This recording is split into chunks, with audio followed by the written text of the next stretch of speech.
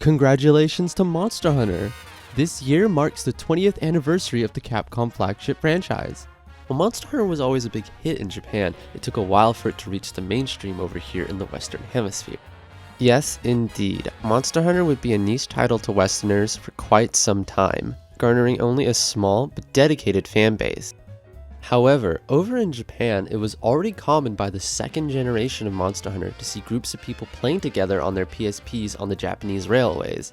Not only that, but there were flip phone ports of Monster Hunter and an MMO available on home consoles. This video is gonna be my love letter to the franchise, a celebration of Monster Hunter and everything to come out of it, from its pop culture iconography to theme park food and everything in between, including some of its development and history. I hope you enjoy and stick around to the end. But first, how's about a little personal history about how I got into Monster Hunter in the first place? Computer Exchange, or SEX, yes, that is really how it's pronounced, is a British high street store that specializes in pre-owned games and electronics. As a young British child of indiscriminate gender, I often found myself visiting this store in the hopes of trading in my beaten games for something brand new. One fateful summer afternoon, I walked in and was enraptured by what I saw in the PS2 section. The intensely cool box art for Monster Hunter. For a kid obsessed with kaiju and dinosaurs, this was perfect. Immediately, there's a lot to talk about. There's a little mini Rathalos riding the Monster Hunter title, which in of itself has a unique font with an I inside of the O. And on the top right of the screen, you can see another Rathalos flying in the sky. Then we get to arguably the main star of the show, the Rathalos. Immediately, you note that it's a wyvern and not a dragon. It only has 2 sets of limbs instead of 3. Its eyes have blue sclera with red irises, and it's got ears, much like an elf in design. Going down a bit more, you can see that the Rathalos emerged from a temperate forest, as in a forest that changes with the seasons, which also sets up the type of setting that you'll be playing in. And finally, at the bottom, we have the titular Monster Hunter, wielding the Jaw Blade, one of the most iconic weapons of the franchise. Naturally, I bought it and immediately took it home to play. So let's get into the game itself. Naturally, you start the game up, you're met with a very cool intro video. You're then asked to create your character and you are put into the world of Monster Hunter tout de suite. You start the game and you're met with some tutorial NPCs who will tell you what the deal is before you go talk to the village chief, who will give you your first tutorial mission. You have to go out and get some raw meat. This will be a common thread in Monster Hunter for quite some time, the next 15 years actually. Now, if there was one word I would genuinely use to describe the experience of the first Monster Hunter, it would be esoteric.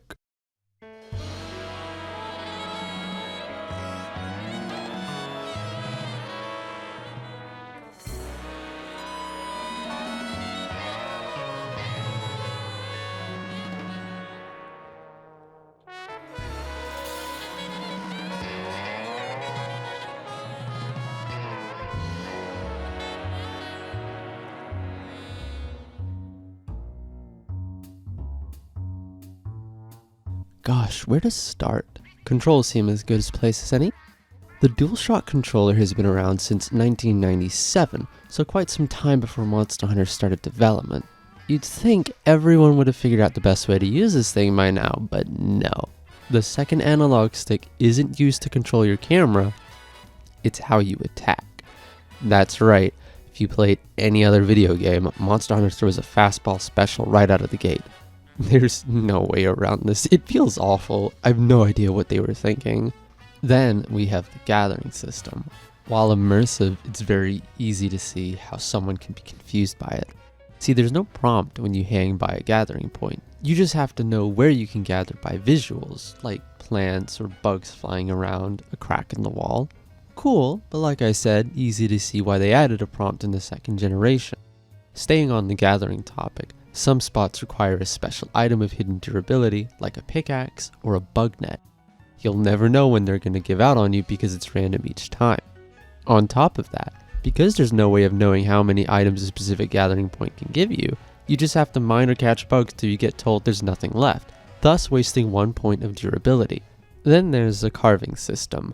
When you defeat a monster, you can carve it for its parts. Monsters in the first generation, depending on their type, will despawn very quickly. Velociprey will despawn 20 seconds after defeating them, meaning if you were attacked while attempting to carve, you won't be able to get the second carve at all. How about dealing damage? That should be straightforward, right? Nuh-uh-uh.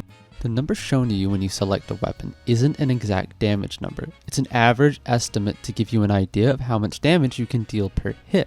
But the real damage number isn't what's on screen, and damage is determined by something called a motion value multiplier. Basically, different moves in your moveset do different amounts of damage. The side swing and backwards upswing of the greatsword don't do as much damage as the forward slash. Money is also very hard to come by. I mean, it's not unreasonable, especially for the time, but if you're a modern Monster Hunter player, you'll really feel strapped for Zenny coming back to the original. There's a few neat tricks to get money faster in the early game, like the Kutku scale and the dung at Area 1 of the Forest and Hills. And eventually, once you hit 3 and 4 star quests, monster carves will start to be worth a pretty penny. You will still be grinding often though. There's more I could go into about the game, but we'll save that for later. Despite everything it has going against it, Monster Hunter would become a hit, not only to me, but to a lot of people in the West and a lot more in the East. It certainly helps that it got a portable port that changed how the controls work. But now I'm getting ahead of myself.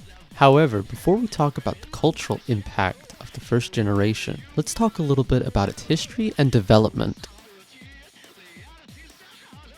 To start our story, we need to look at the very beginning, which means we need to talk about the start of the 6th generation of games consoles and the new advances they brought. Though the Dreamcast was the first, it'd ultimately be the PlayStation 2's network capabilities that had sparked Capcom's interest to foray into the world of multiplayer games.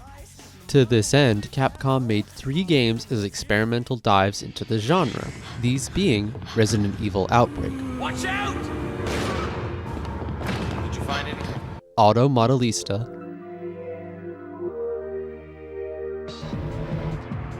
and Monster Hunter. The plan was for one of these games, at least one anyhow, would become a big hit to sell over 1 million copies.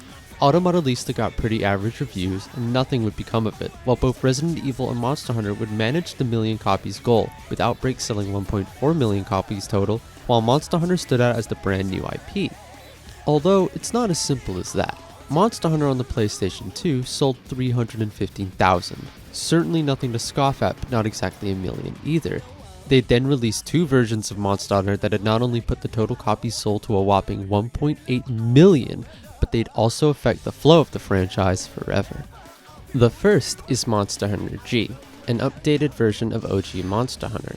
Think of it as DMC3 Special Edition or Kingdom Hearts Final Mix.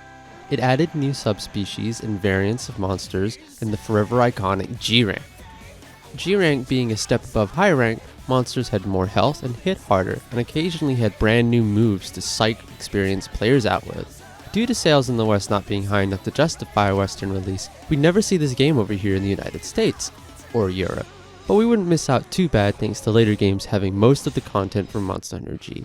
This would become a series staple. A Monster Hunter game would come out with both low and high rank, then a year or so later an updated G version would release with the titular G rank. These versions in the West would be renamed to something else, with G not carrying much meaning over in the States and Europe. At first these subtitles would be Unite, then Ultimate, and then in the 5th generation they would come out as expansions, Iceborne and Sunbreak. The second version of Monster Hunter to come out was Monster Hunter Freedom, and this marked the biggest influence of the franchise, arguably up to this day. Monster Hunter Freedom was a portable port of Monster Hunter for the PSP, and it took off. Whereas the figures for both Monster Hunter and Monster Hunter G combined are in the ballpark of just over 500,000 copies sold, Monster Hunter Freedom more than doubled that number, reaching a figure of 1.3 million copies. This would mark a trend going forward for the series that would only stop with the advent of Monster Hunter World, with portable entries in the series continuing to outsell any home console versions. Not only that, we're about to see our first big cultural impact that Monster Hunter had. Monster Hunter was no longer tied to your television, and in a place like Japan, that was a huge advantage. Compared to the States where you have to drive everywhere, even in some capital cities, Japan has a bustling public transportation system, and therein lies the success of portable Monster Hunter. It could be argued that Japan has always been a culture that put an importance on portable gaming, from the advent of the Game Boy to the myriad of flip phones, all with the unique games depending on your carrier. And this wasn't your typical 2011 iPhone fare like Jetpack Joyride. You'll find big players like a Final Fantasy VII spin-off, Before Crisis Final Fantasy VII, a game expanding on the Turks from said game. Point is, portables are powerful in Japan, and Freedom sales prove it. What else are you going to do on a long train ride into work, right? Play some Monster Hunter with local online, of course. It was like Phantasy Star, but on the go. The conditions were perfect, and Monster Hunter Freedom was a huge success in the East. To quote an article by Toshi Nakamura, "On a trip with 15 or so colleagues, everyone but me was playing Monster Hunter on their PSPs. Kenji, a 25-year-old actor, recalls, I sat in the corner playing Final Fantasy on my PSP, while everybody else sat in circles of 3 or 4, laughing and having fun. It was terrible. When I got home, the first thing I did was get a copy of the game." Before we get too deep into that, let's go back and talk about the first generation's development and design philosophy. I think Monster Hunter is a masterpiece in environmental storytelling. The world of Monster Hunter is designed with intent and care, and it really helps to make you believe that you're in a real, breathing world, from character design and architecture to the imaginative realism that helps make the ecology what it is. All this combined with a great gameplay loop and other aesthetic elements make Monster Hunter a perfect storm that's hard for others to replicate in its entirety. The world of Monster Hunter as we know it was created after the basic idea came into being of a bounty hunting world. Originally though, it was going to be more fantastical, even having a magic system. In the end, it's possible that these scrapped ideas would eventually turn into Dragon's Dogma. In fact, one of the first concept videos created in-house while showing the hunting nature of the game, laying traps and luring the monster, was certainly not as connected to nature as the game we know it today is. The monsters in question were described as typical fantasy dragons, even crawling out of ancient ruins, where designer Kanbei Tomonori jokes that they had no doubt been napping on a huge treasure hoard. The team would eventually lean way more into the nature aspect. Another early decision that helped Monster Hunter was the exclusion of a world map, allowing sequels to more easily add to the world without encroaching on previous titles or causing continuity errors. So what we have at the moment is a fantasy game that scrapped the idea of a magic system, went more analog, as series world supervisor and director Fujioka Kaname would put it, and leaned more into natural ideas when it came to monster design, instead of your typical Western fantasy fare. It's easy to see how even at the very start, the Monster Hunter we know today quickly took form. And we haven't even gotten to the core design aspect of Monster Hunter, souvenirs. Instead of taking home a measly check and a pat on the back, Monster Hunter allows you to take parts of monsters back home to make into new armor and weapons. To quote Fujioka again, "We didn't want the fun of the game to be over along with the battle, and we also knew that going out to hunt a flying dragon wouldn't be as satisfying if you went home empty-handed. Souvenirs added another layer of fun to the hunt." To add to the natural living feeling of the world, there are more than just the target boss monsters inhabiting boss fight arenas. From other NPCs of varying races, like dwarves and wyvernians, to the thieving melinks and mostly passive felines, to the docile herbivores of the forest and hills. Except for these jerks. All this stuff is what really makes Monster Hunter for me. The world is living and breathing. It's an environment, an ecosystem, and not just a video game boss arena. Areas are loaded with flora, and the sound of small fauna like birds can always be heard in the ambience. The monsters of this world are arguably the glue that holds everything together, striking a perfect balance between believable and fantastical, looking and behaving like creatures that could exist in the jungles of a world out there. Kanbei Tomonori said in an interview, in response to a question asking which monster did they create first, that would be Rathalos and Rathian. As a team, we decided to start by creating a flying dragon type monster. From there, we could take the skeletal structure as a basis to create variations upon variations. With everything else that makes up a monster in Monster Hunter, it takes a lot of time to fully create just one monster. That's why we couldn't let everyone run off in their own directions, creating monsters on a whim. Fujioka Kaname would then continue by explaining, Still, we did manage to put together the feline and velociprey while we were working on the larger dragons. When you are dealing with nature and the creation of a natural environment, you can't help but fill in the empty spaces with smaller critters. Now, you might be asking yourself, if they were going for realism, what's up with Karen's inclusion in Monster Hunter? In an interview with Fujioka, he stated, by tossing in a decidedly fantasy-themed creature into this realistic world, it really makes the Kirin stand out in the player's eyes, and we hoped that such unexpected surprises will make the world a more exciting place for them to explore. To this end, 2 other monsters were designed, and like Kirin, could be fought in the online hub. Lao Shan Lung, a mountainous drake that's Tolkien-esque in size, and the final boss of Monster Hunter 1, the monstrous black dragon, Fatalis. Funnily enough, going back to him for a moment, Lao Shan Lung ties into the origins of the carving and souvenir system, as explained in a back and forth between Kanbei and Fujioka. Fujioka says, I remember seeing an illustration early on that showed that very thing. The character was standing atop a defeated Lao Shan Lung, trying to remove this one saw-like part that used to be a part of the Lao Shan Lung. To which Kanbei responds with, I remember that piece. That guy was really going at it with vigor. Another important feather in Monster Hunter's cap is its soundtrack, with the first game being composed by Masato Koda, Tetsuya Shibata, and Mitsuhiko Takano. Masato Koda can be directly attributed to have composed Proof of a Hero, Monster Hunter's flagship and iconic theme. This is the theme that plays in the opening movie of the game, and would become a series staple, with many iterations being created for each new generation of Monster Hunter. In fact, let's just take a quick little listen to appreciate it.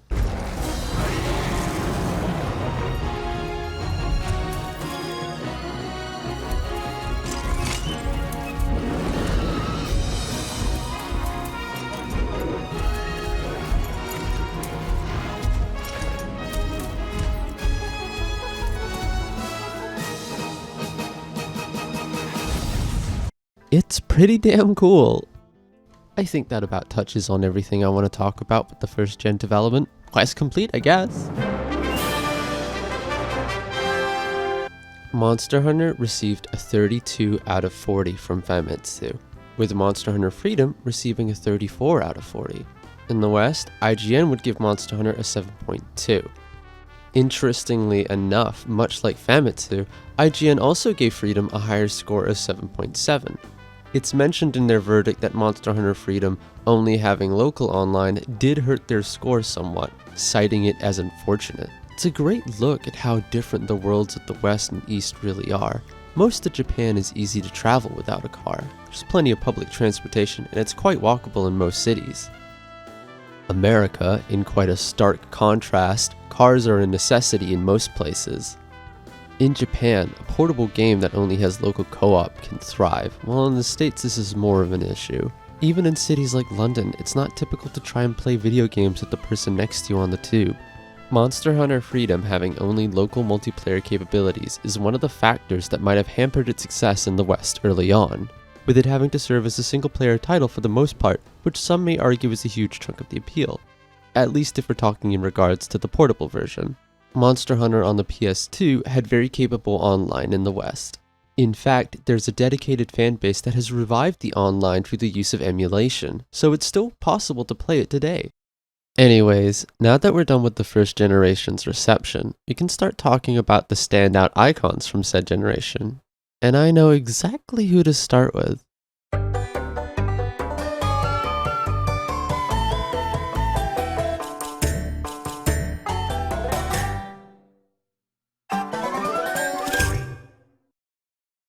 Poogie is, well, a Poogie.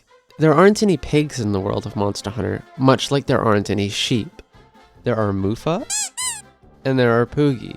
It's kinda like having a dog and naming them Dog. Oh wait, better example came to mind. That'll do, pig. That'll do. Poogie was introduced in Monster Hunter on the PS2, but was only accessible through online play.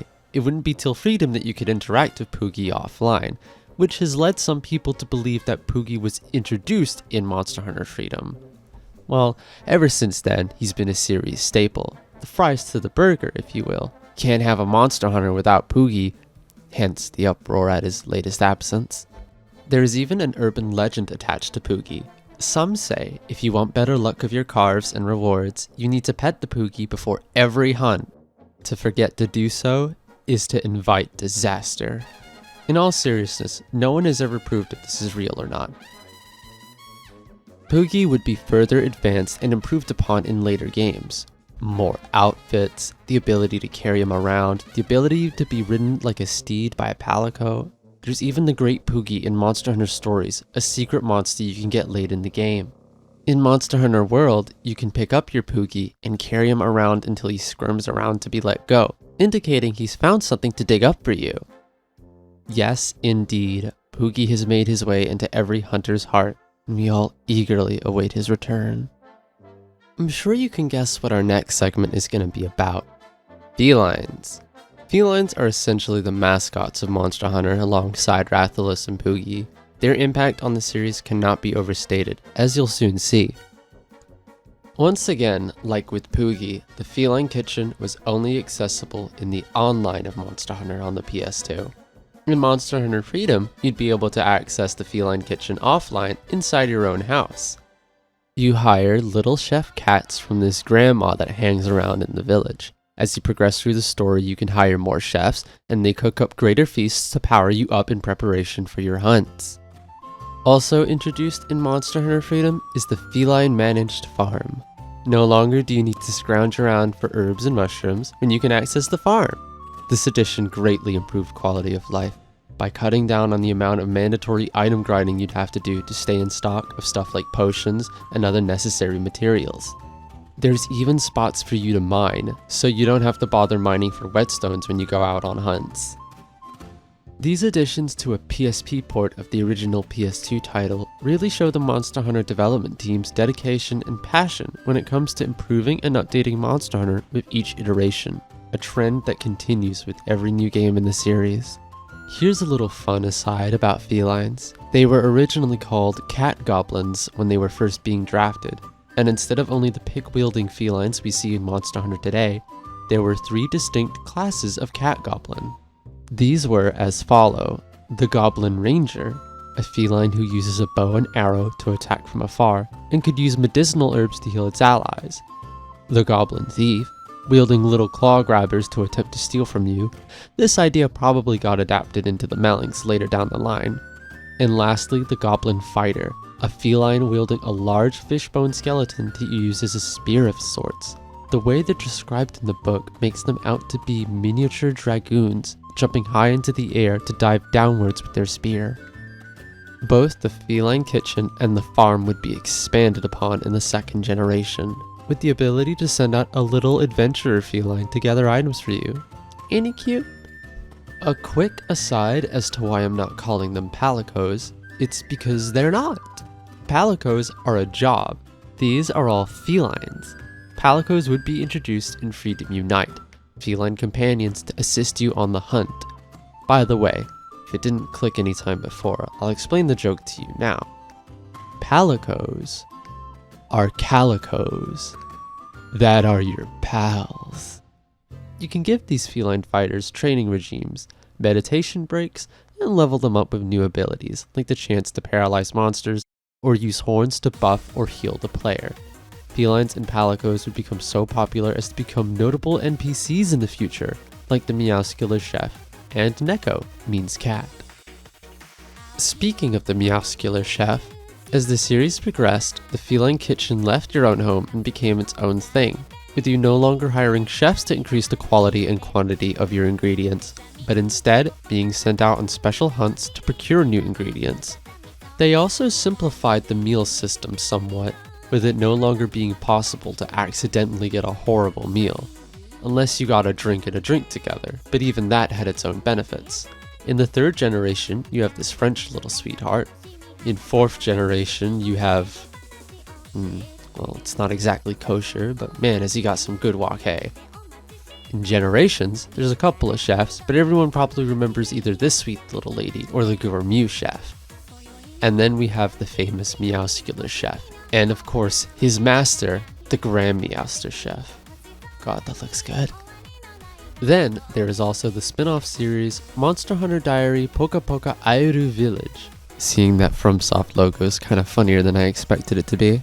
Airu is a Japanese version of the Greek word for cat, and therefore the Japanese equivalent of feline. A very silly joke name. The game is an Animal Crossing-like, with you being in charge of changing your village for the better. On top of this, you can go out on expeditions to gather materials and hunt monsters, something that would be added in the 4th generation of Monster Hunter as a minigame you can choose to play when you send out a feline expedition. There was even a spin-off miniseries cartoon called Monster Hunter Diary Feline Village on the Edge. It was made to promote Monster Hunter Diary and its upcoming port on the 3DS, featuring All Might as the instructor from the 2nd generation of Monster Hunter.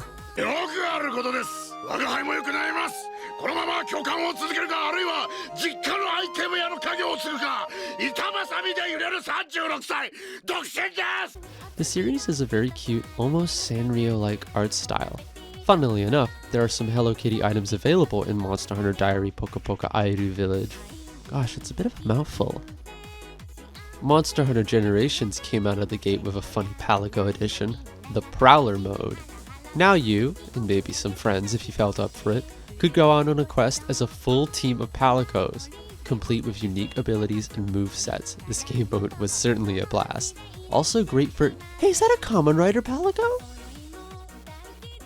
Monster Hunter World changed how Palicos worked drastically. For one, you only got the one. The story makes it so you and your Palico are pre-established partners. Hence, they give you a character creator for said Palico. And now, there's the gadget system, a way to change the type of support your feline companion will provide for you in the middle of a quest. You can have your Palico bring healing Vigor Wasp stations, for example, and leveling up this gadget will eventually give you the ability to be revived when you're downed, essentially giving you a free cart. Or you could bring the Plunder Blades along. Plunder Blades let your Palico steal parts from the monster in the middle of the hunt and force it to drop more shinies to pick up, which is an excellent tool if you're grinding a monster for parts.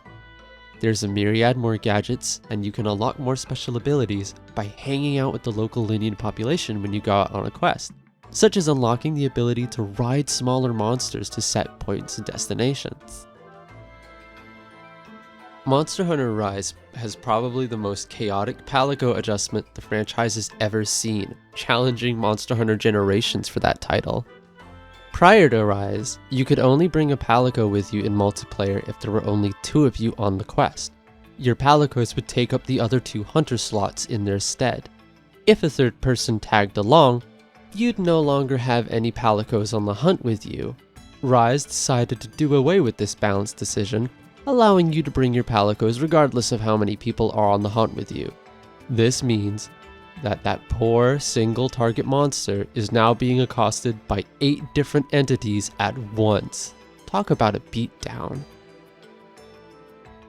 After all this, it's easy to see that felines are an integral part of the Monster Hunter franchise, both as a gameplay mechanic and lore-wise. Our beloved little kitties are here to stay, and there's not a single doubt about it. And you know what?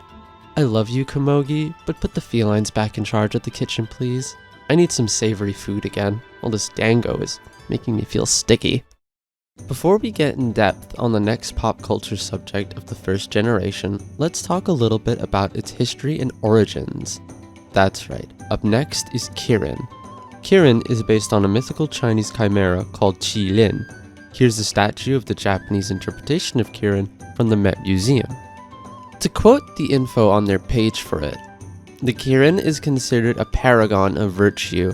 It has the head of a dragon, the body of a deer, legs and hooves similar to those of a horse, and the tail of a lion.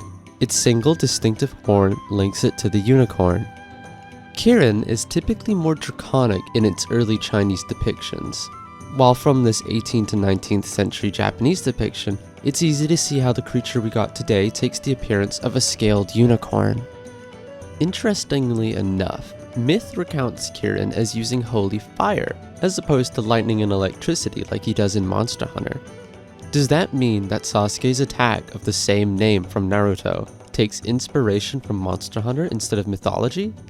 There's no way of confirming this, but my theory is that Kishimoto played a little Monster Hunter in his spare time in between drawing manga. Kirin appearing so late in the game as he does, maybe we can take more cues from mythology to understand the intent behind his appearance. According to legend, the arrival of a Kirin is believed to be the sign of the arrival of a great leader or wise individual. Is this the game's way of telling you that you've gotten so far as to be a hunter worthy of reverence? We've talked quite a bit about Kirin already now, and we haven't even gotten to the meat and potatoes of why Kirin is up here with Puyi and Palicos. Well, this is why. Arguably the most infamous of bikini armor to ever have done it, the Kirin armor has been a point of both admiration and a little of the standard bikini armor controversy for years now. The Kirin armor is arguably the most iconic armor set to come from Monster Hunter, boasting a multitude of cosplays, a Nendoroid, and a myriad of figures over the years. Actually, remember that feline in London from earlier? The one chasing the Poogie? Even she is wearing the Palico equivalent of the Kirin armor. Weirdly enough, one of the earliest pieces of fan art I could find depicting Kirin armor actually only depicts the headpiece. This art is nearly 18 years old and shows off what the fanbase lovingly calls a clown suit. When in the second generation armor skills were introduced, an armor set could be made up of many differing pieces of armor to accrue a certain amount of armor skill points. The second oldest art comes from October 7th, 2007 on Pixiv. I won't show the full piece for obvious reasons, but it depicts the full Kirin armor set. The Kirin armor would even feature as the star in its own doujinshi as early as January 2008. And in the same topic of fan-made content, features as one of the girls for the album art cover for the fan album Monster Hunter My Life is Hunt. Wow, there sure is a lot of love for our favorite lightning unicorn. Or their armor set anyway. Lastly, we have the big boss himself, or boy on the front of the box, Rathalos, otherwise known as Leoleus. And what is there to say about our boy that hasn't already been said? As stated before, Rathalos was the first monster to be created, and that sort of says everything, doesn't it? He's the franchise baby, the golden child everyone looks to. Or should I say silver child. Rathalos being the first flagship monster ever would cement himself as the series mascot. Rathalos being in every game also makes him the perfect litmus test for progress in the franchise. Simply observing Rathalos in each generation shows how his moveset and animations and model get better and better each time. Rathalos is kind of in a weird spot. Sometimes he's a jobber for the new flagship monster, and sometimes he's back to being the big cheese. But he'll always keep his title of King of the Skies no matter what. I had spent an entire month camped atop the peak of a tall mountain, but at last my patience was rewarded. I was granted the privilege of bearing witness to a Rathalos capturing its prey in midair. After seeing the wild intensity of a Rathalos on the hunt for myself, I understood why this monster had come to be known as the King of the Skies. To say Rathalos is the Monster Hunter equivalent of Pikachu would be a fair analysis, not only as in being a flagship character, but in both of the RPG spin-off titles, Monster Hunter Stories and Monster Hunter Stories 2, Wings of Ruin. Rathalos is a mandatory monster to have on your team, kinda like the starter Pokemon in every Pokemon game. Rathalos is also an interesting marker for how far along you are in the story progress. Everyone knows exactly how strong a Rathalos is by now, so encountering one tells you how far along you are in the quest line of Monster Hunter. Rathalos has a lot of merchandise. T-shirts, a special PS4, figures, Funko Pops, plushies, and a pillow of his cut-off tail. I'm ashamed to say I don't own any of it at all. Yet. I personally can't wait to see how cute his little ears look in the PS5 generation of Monster Hunter. Well, that about wraps it up for the first generation. Monster Hunter certainly came swinging right out of the gate with its charm factor, having so many iconic factors within the very first game. It's a testament to the art and design team's passion and expertise for sure. So I guess now it's time to talk a bit about the second generation, starting with Monster Hunter DOS. I kinda wish they kept this naming convention, but that'd end with try. I guess Monster Hunter Quattro doesn't roll off the tongue too nicely. Monster Hunter DOS was released in 2006 for the PS2, only in Japan. This is worthy of note because while Monster Hunter Freedom 2nd and Freedom Unite have all the monsters that feature in DOS, there are some mechanics and other little things that are missing and don't ever make a comeback again. For example, Monster Hunter DOS had a dynamic day-night cycle. No, not the system where certain missions take place during day or night. I mean a genuinely dynamic day-night cycle that happens in real time. Later on in the series, they'd mess around with day-night stuff again. In Monster Hunter Tri-G, going out on an expedition during the day or the night would determine the rank of monsters you would encounter. Normally, however, the time of day affects specific things in your mission depending on your locale, like monster spawns, or, for example in the desert specifically, what kind of preparations you need to make. Going out to the desert during the day would require you to bring a cold drink to stay cool, but because deserts are freezing cold at night, you would need to do the opposite and bring a hot drink with you during the night missions. Also an exclusive inclusion to DOS, there was a seasonal system, with seasons progressing as you yourself progress through the game, and seasons affecting certain things like monster spawns, locations getting locked off due to colder or hotter weather, and rarer monster drops becoming more likely to drop. Monster Hunter DOS has its own unique hub area, Jumbo Village. We in the West have never seen Jumbo Village, but the online hub area of Dundorma would make a big appearance in Monster Hunter 4 Ultimate. This is also interesting because it marks the first of only 2 times in the franchise that the portable version of a release is explicitly very different, with Freedom 2nd taking place in Poke Village, and Portable 3rd taking place in Yukumo. But instead of getting a G version of Portable 3rd, we'd actually get a G version of Tri that included most monsters from Portable 3rd, with the exception of Amatsuma Gatsuchi. Well, back to our discussion of the second generation now. Monster Hunter DOS introduced 2 new monster types, monkeys and crabs. So here's this giant enemy crab. Attack its weak point for massive damage. Sorry, fanged wyverns and carapacians. Let's talk quickly about Congalala for a second, one of the fanged wyverns introduced in DOS. Congalala is infamous for introducing the stinky mechanic to Monster Hunter. When inflicted with stinky, one must use a deodorant if you want to use healing items again. Yes, much like an awkward high school teen boy rushing to get to school on time, you decide that an Axe body spray shower is a better choice than an actual shower. Now let's talk about Shogun Senator. I joke that these are crabs, but they're not true crabs at all. Much like hermit crabs, they're not fully covered in a hard exoskeleton. Hence the monster skull upon its back, protecting its soft, squishy, delicious tail. Okay, I joke, but fun fact, these giant crabs would probably taste okay at best. The larger the lobster, the more rubbery and bleh it tends to end up tasting. Maybe these smaller Scimitar could be tasty though.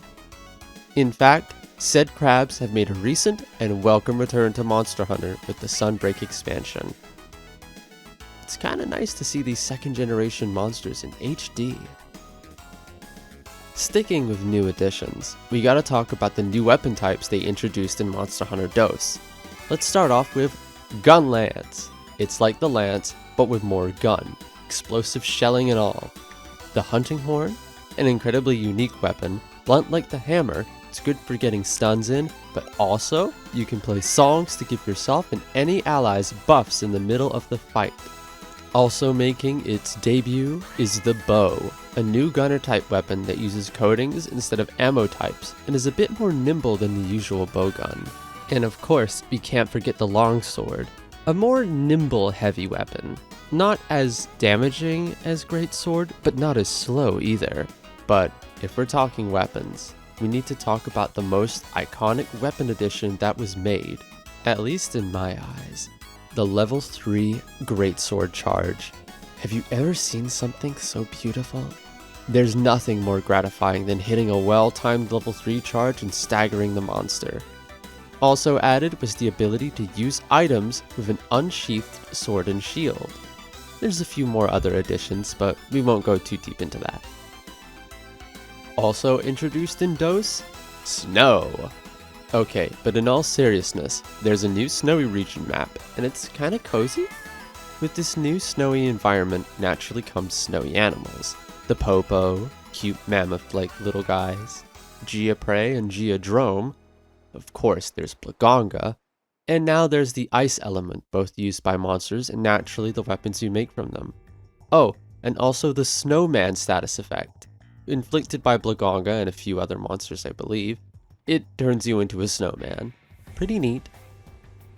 All in all, the second generation shapes up to be a great update to Monster Hunter. Some people consider Freedom Unite the best the series has to offer, and do I believe that? No. Freedom Unite has a very unique feeling to it. It's kinda like Dark Souls 1 in that way. It's got some jank going on. Some hitboxes are ridiculous, while others are very forgiving. Some monsters will end up getting you in a combo you can't escape from, by knocking you down and starting a charge, so that right when you're getting up but can't possibly dodge away in time, you get hit. The longsword is pretty cool, but it'd immediately get more depth in the next generation. And much like the first Monster Hunter, the games of the second generation don't bother to pretend to have much of a story. We'll get back to what I mean about that pretend part later. I will say again, much like Dark Souls 1, the second generation, and Freedom Unite in particular, has its own unique feel to it that makes it kind of a joy to come back to. There's just nothing quite like it, and I highly recommend that you give it a shot if you haven't before and you're new to the franchise. Some newer players bounce off of these old games really hard, but there's a decent chance something might click for you, and you'll unlock a new obsession. Speaking of new obsession, remember when I said the sales for the first generation of Monster Hunter almost reached 2 million total? Well, the second generation sold 6.7 million copies, with Freedom Unite being responsible for 3.8 of those millions. And you bet the success was celebrated.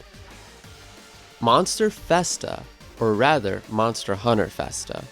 Researching this was rather annoying, as I personally couldn't find an article talking about the first one ever held, besides that it started with the release of Monster Hunter DOS. However, I do have a source from Capcom USA and Famitsu talking about the 2008 Monster Festa. Monster Festa is an event centered around a tournament, at least it was for this one. Teams of 2 would participate in a time attack hunt challenge, testing their skills against the clock and other teams. On top of being a tournament, the Festa doubled as a mini convention. There was a vendor's room, an art gallery, and photo opportunities with feline companions or guild marms. On screen is footage from the 2015 Festa. Look, there's that feline again! You can see how much fun people are having. It's insane to think that this is a convention purely for Monster Hunter. There's never been a Mario Con or Thor Con. It just goes to show the intense fan appeal of Monster Hunter and demonstrates how it creeped in popularity over here in the West. While it didn't have mass appeal over here in the West just yet, Monster Hunter had such a specific appeal as such that it ended up creating hyper-dedicated fans. Speaking of appeal, theme parks. Universal Cool Japan. 今年はやっと本当に晴れるんだ。モンスターハンターザリアルユニバーサル・スタジオ・ジャパン Universal Studios Japan, shortened affectionately to USJ, I call it the unforeseen simulation joint, but you can call it USJ. Just like Universal Studios Japan. has had many collaborations with Monster Hunter, and I don't just mean those funny swords and armor you could get from event quests. USJ has had in-person events at their theme park to celebrate Monster Hunter's 3rd generation, and the armor and weapons were a tie-in with this event. This current article is old enough that they use the name Januga instead of Zenogre. They recreated locales and monsters from the games to create an immersive environment. Universal Studios Japan would continue to have Monster Hunter themed tie-ins as the years went on, updated for each new generation that was coming out, typically called Monster Hunter The Real. This stuff is hella fun. Check out this advertisement from 2012. ユニバーサル・スタジオ・ジャパンにリオレイ焼き証書が降臨する。あの大きさ、あの方向、リアルな迫力を今こそ体感せよ。モンスターハンターザリアル、詳しくはウェブへ。To think over 10 years later we'd have Monster Hunter now. There's no doubt that the second generation was Monster Hunter's booster rocket. They had a rocky ignition with the first generation, but Gen 2 blew ahead in popularity. According to the earlier article referencing Monster Hunter Festa, the writer believes that 1 in 4 PSP owners in Japan own a copy of Monster Hunter. That's an insane user base, an entire quarter of a console market in a country. Monster Hunter was on the rise, no pun intended, and while they tried a little with Freedom Unite to flip more copies in the West, it'd be the third generation that'd show their efforts the best, that really start to ramp up. Monster Hunter Tri marks the start of the third generation and the beginning of Capcom's extended big push to make Monster Hunter work in the West. And how could they fail? This time, Monster Hunter will see a graphical update, no longer sequestered to the PS2 or PSP. Monster Hunter is now on the Nintendo Wii. While Freedom Unite had one notable TV spot and a simple but very fun ARG, they upped the marketing and presentation for Tri. A memorable marketing campaign. Oh, real hunters know. You don't go out to catch a... I can't remember the line. Collector's editions. They were really trying. But before we get into that, let's talk a bit about Tri itself. Tri is notable for having the second least amount of monsters for a mainline Monster Hunter, beating out Monster Hunter 1 by a single monster. But in their defense, most of these monsters were entirely new. They introduced 2 new monster types, just like the last generation. These are brute wyverns, like Barroth and the fearsome Deviljho, and leviathans. One of the new leviathans would become the flagship for Tri, and a new fan favorite, Legiacrus. Naturally, 2 monster types aren't the only new addition. Updates to old weapon types and a new weapon, the Switch Axe, makes its debut. Okay, let's address the elephant in the room too. Underwater combat was also a big part of Tri and Tri-G, a divisive addition to the series that never came back after the third generation and wasn't even in Portable Third. Personally, I like underwater combat purely for the underwater monsters that came with it, such as Legiacrus and Ludroth. However, underwater combat is kind of clunky and is naturally slower than above ground combat too, so it's easy to see how it was disliked.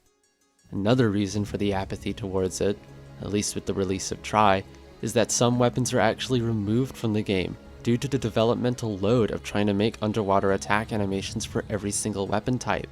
So for Tri, there was no gun lance, no hunting horn, bow, or dual swords. Another new addition for the franchise, a story. It's not an amazing one by any stretch of the imagination, but there's actually a story now, a specific goal in mind for the player, and NPCs to interact with. But tell me if any of this sounds familiar to you at all. So you arrive in your new location, and it turns out that bad things are happening because of a specific monster. So you climb up the guild ladder, getting new equipment and getting better at the game, until eventually you're good enough to fight said monster. You take it out, and then it turns out it wasn't that monster's fault at all. Everyone just thought it was. The next step is either you immediately know what the actual cause is, or you have to find out what it is. If you have to find out what it is, that takes the next portion of the game. If you already know what it is, preparing to fight it is the next part. Eventually you go ahead and fight it, and then the day is saved. Now, I'm not exactly sitting over here expecting the Shawshank Redemption or anything, but I do think it's funny that a few Monster Hunter games and expansions follow this exact same formula. But do not worry. Simple and formulaic as the story may be, talking to the NPCs is a genuine joy. That's because Monster Hunter Tri marks the start of 8.4 taking over localization development for the Monster Hunter series. For those of you that don't know, 8.4 have been responsible for the localization of a number of beloved games. A bunch of the Tales of series, Metal Gear Rising, and of course, Pets Hamsters Bunch. Their localization brought a new life to the franchise, adding a fun flair to NPC dialogue, and it genuinely makes me smile to read some of this stuff. Good job, 8.4. 8.4 have a podcast you can go listen to that comes out every other week. I've linked it in the description. So, why wasn't Monster Hunter Tri the big breakout success it was supposed to be? Well, to answer that, let's first talk about the console it's even on, the Nintendo Wii. Originally, the 3rd gen was going to start out on the PlayStation 3, but that idea was scrapped due to developmental costs for the console, coupled with the fact that the Nintendo Wii was just insanely popular and had a bigger install base at the time. It certainly seemed like a wiser decision back then. What Capcom failed to take into consideration is that the type of gamers that could be introduced to Monster Hunter weren't necessarily the same kind of gamers that were buying the Nintendo Wii. People buying the Wii were either hardcore Nintendo fans who wanted to play the new Zelda or Mario, or families that wanted to play Wii Sports and Just Dance. Not to say that hardcore gamers were against the Wii, but the huge install base was not a sign that everything put on it would sell like hotcakes. Double that with the fact that while motion controls can be fun, it's obvious that they're bound to be a touch clunky at times, and also not for everyone. Hence, special editions of Monster Hunter Tri, and Monster Hunter G when that was ported for the Wii, released in Japan only, came with a classic controller for ease of play. That being said, Monster Hunter Tri was still a success, selling over 1 million copies and also receiving a full perfect 40 out of 40 score from Famitsu. It just wasn't the one to make Monster Hunter break out in the West is all. Now I want to talk about something kinda special in my opinion. Hunters. After 36 days at sea, our relentless heroes work day and night to get through as many traps as possible. Are you kidding me? I don't get it. I mean, what's so deadly about a wee bit of crab fishing? Are they trapping giant sea beasties with deadly venomous fangs? Or electric fire-breathing creatures with razor blade claws? No! They're catching itty-bitty crabbies! I mean, look at them! Pah! Be careful, ladies! One of these things might give you a mighty nasty punch. If you really want to hunt for something deadly, then take a whack at these remarkable creatures. They're all found in the most immense, gorgeous, and hidden places you've ever seen. You want to know where? Africa? South America? No! These amazing hunting grounds can only be found on the Wii. In life, they're hunters, and then they're monster hunters. And then there's wee little babies crying for their maws.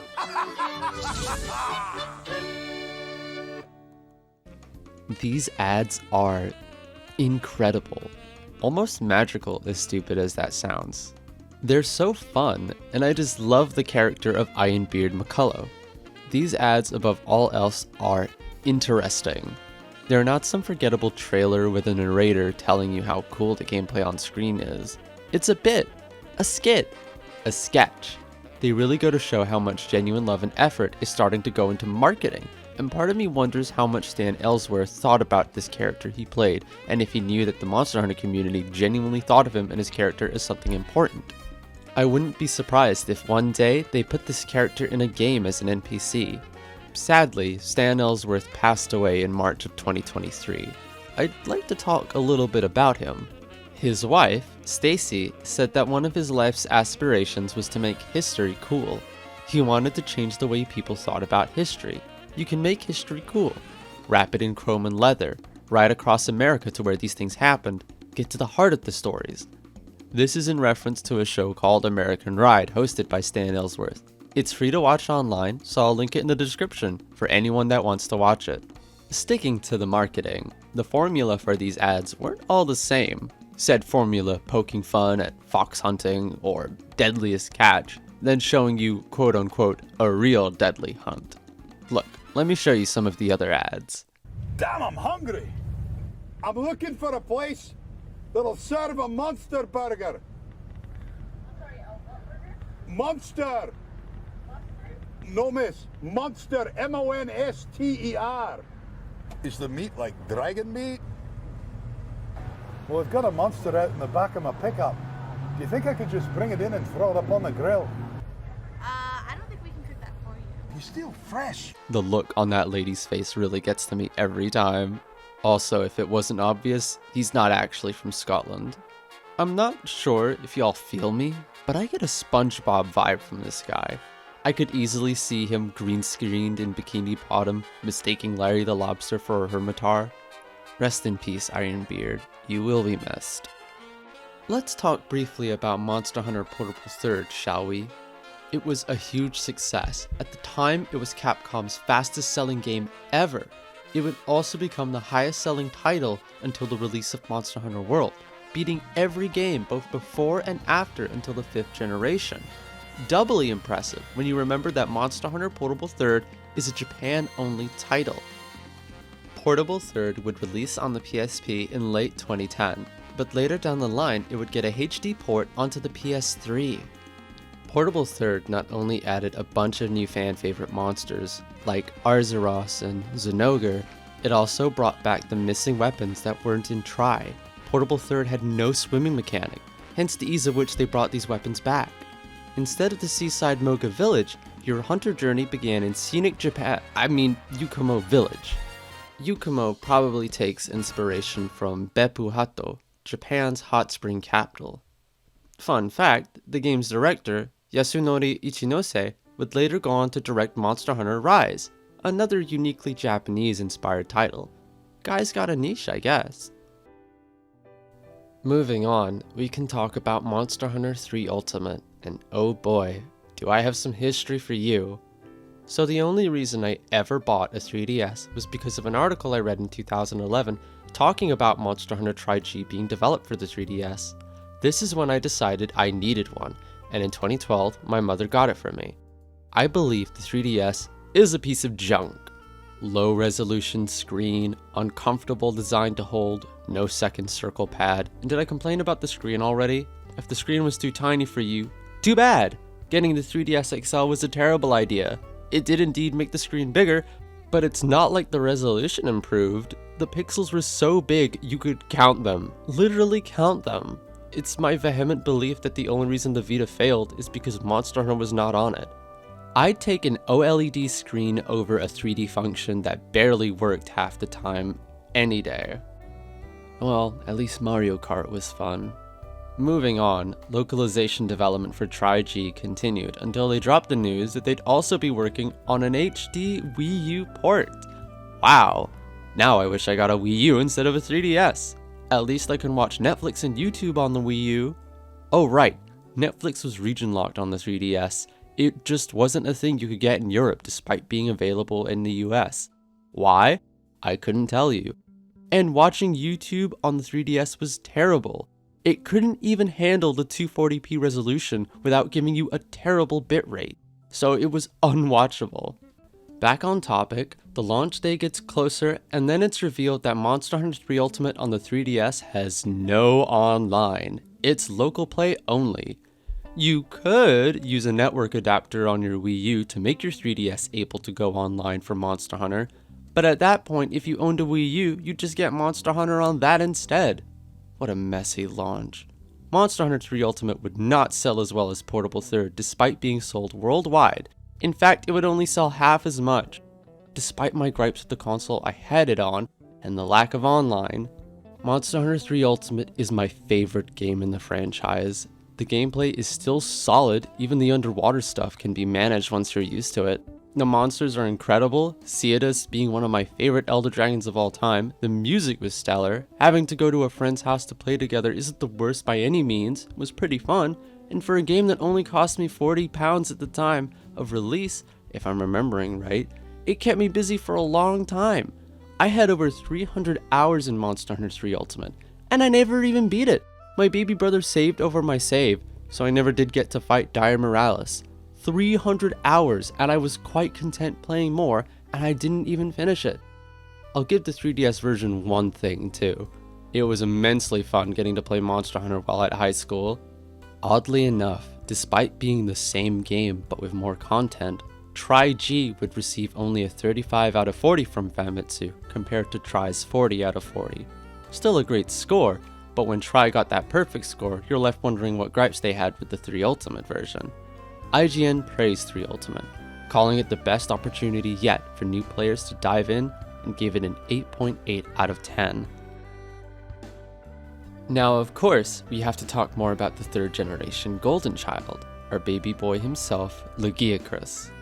Legiacris would go on to have a subspecies and a rare species, a trend most flagship monsters follow, like Rathalos being followed by Azure and Silver Rathalos, and Tigrex being followed by Brute and Molten Tigrex.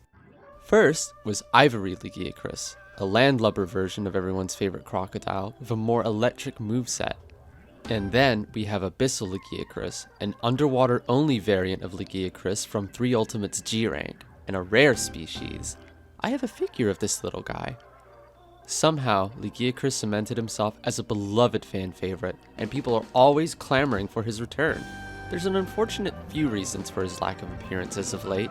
He didn't really fit into 4 Ultimates vertical environments, and then for World, it was elaborated that with a body like Legiacris, which is low and hugs the ground, it was really difficult to try and implement him. Legiacris exists in developmental footage showing off a prototype of Monster Hunter World, and he looks amazing in it. It makes you quite sad that he couldn't make it in. Legiacris would regrettably not return in Rise either, though a rudimentary mod exists that adds him back in. As I write this, I eagerly await the next Monster Hunter's reveal and pray that our boy makes it in. Monster Hunter has had many a crossover event over the years, from a promotion with Pizza Hut to the Mario Brothers themselves making a cameo appearance in the form of Palico uniforms. But a few people have already made videos going in depth into this subject, so that's not what I'm going to talk about. Today, I'll be talking about Monster Hunter references and crossovers in other games and media, and I think I know just where to begin. Metal Gear Solid is no stranger to crossover, promotional, and referential media. In Metal Gear Solid 3, codec calls directly reference Godzilla and James Bond, all the while you're scarfing down Calorie Mate and shooting little Yoshi dolls in the 3DS version. Not to mention Snake vs. Monkey, a crossover with the Ape Escape series. Peace Walker took the product placement aspect a step further, with Axe body spray and Mountain Dew making appearances, although this was for parody's sake of the concept of product placement. A more nonsensical appearance in the Metal Gear series, however, is the addition of Rathalos and Tigrex. Yes, indeed. In an unexpected crossover, you're tasked with hunting down the 2 flying wyverns with the rocket launchers. Trenya from the Freedom Unite farm is even the mission porter, taking you to the hunts. All this is already insane enough, but then there's Gear Rex, a monster version of Metal Gear Rex made exclusively for Peace Walker. Gear Rex would never see himself show up in any other installments of Monster Hunter, and maybe that's for the best? Its design is really out there after all. Maybe they'd fit okay in Frontier though, if that was still running? How's about an easy pick? Another Capcom game, Lost Planet 2. This time, the feature is armor for your character, Rathalos armor in particular. Pretty cool. Now for something a little different. There's a scene from Haganai that is just a direct parody of Monster Hunter called Meat Hunter 3 Portable. It features characters wearing notable armor sets, albeit legally distinct, and someone doing the prance.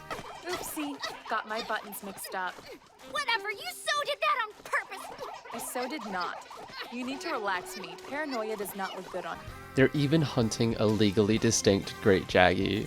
Good fun. Sticking with anime for a moment, we have a 2-second scene from Chunibyo of one of the main characters playing some Monster Hunter on his PSP. Hey, remember earlier when I said you could dress up your Palico like Mario in Monster Hunter 4 Ultimate? Well, Super Mario Maker returned the favor by having a feline costume in the 2D mode. Watching it swim is honestly very adorable. Hey, ever heard of Battle Cats? I hadn't until I started doing research for this video. It's, in simple terms, a tower defense game, and in an 11.5 update came the inclusion of some Monster Hunter units. Hey, it's that Kirin armor again. Oh god, look at the Kirin cat. Puzzle and Dragons has some Monster Hunter stuff going on too. Neat! You can even fight Fatalis in it. Speaking of mobile games, the now defunct gacha Dragalia Lost had a crossover event featuring the Rathalos armor, and you guessed it, the Kirin armor. Once again, even the Palico is even wearing the Kirin set. This was a 2-part event, that's how big a deal this was, featuring the Dread King Rathalos himself and a Mizitsune Gunner in part 2. Bubbly. Sticking with the gacha theme, we've got Arknight's Cross Monster Hunter, Leaves Chasing Fire. This time, instead of just another cutie in the armor, a unique Kirin-inspired design takes the center stage, with Wiggler Mask Palico in tow. Even the Rathalos character has a unique flair. Kudos to the artists over at Hypergriff. Any rhythm game fans in the audience? Show by Rocks is a rhythm game based on characters created by Sanrio. Before Agretzko made her way into the Starlight, Show by Rocks was Sanrio's first character project to cater to an older demographic. It would also get an anime down the line. But we're here to talk about the crossover of Monster Hunter, featuring the idol characters from Generations that you see during the special ending musical number you can view after beating the game. The song is in fact taken from the Monster Hunter Idol album, Monster Hunter Double Cross Miracle, Mill and Caddy. But let's talk about where the real gamers go to get their kicks. That's right, Taiko no Tatsujin, an arcade staple. I'm always too nervous to approach the machine at round 1 because I suck at rhythm games. Taiko no Tatsujin has a cute little crossover of Monster Hunter, featuring a Monster Hunter medley song. As you drum along, these cute Palico dance along with you, while some dapperly dressed Poogie jump across your notes. How about D4DJ and its cute Monster Hunter event? This one features a remix by Teddy Lloyd and Bugloud. That's right, Teddy Lloyd is an electronica artist behind a lot of the music in Panty and Stocking, and that's just one of a few songs that were added with this collaboration, with some interesting cute art too. Back to the realm of anime references, we've got a good one coming in from Himoto Umaru-chan. Our titular hero is in a budgeting predicament where they have to decide between getting nice clothes or a familiar looking game. It's even made by Capcom. Honestly, who hasn't been in a scenario at least once in their life? How about this scene that showed up in the video earlier? Wotakoi, Love is Hard for Otaku, features a character just straight up playing Monster Hunter Double Cross for the Switch, using actual gameplay. Okay, back to video games again. As in games on consoles this time. In Astro's Playroom for the PS5, you can find a bunch of little Astros grouped up together playing Monster Hunter on their PSPs. How cute! To make it more obvious, not only are they carrying Monster Hunter weapons, but they're all gathered around a barbecue spit.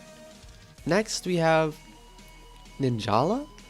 Oh god, I don't remember this game at all. What even is it? Oh, it's a free-to-play 8-player action battle game. It's got a crossover event with Tokyo Revengers happening as I write this. Well, it looks cute at least, and clearly has a lot of effort put into this collab, and the game is still alive today.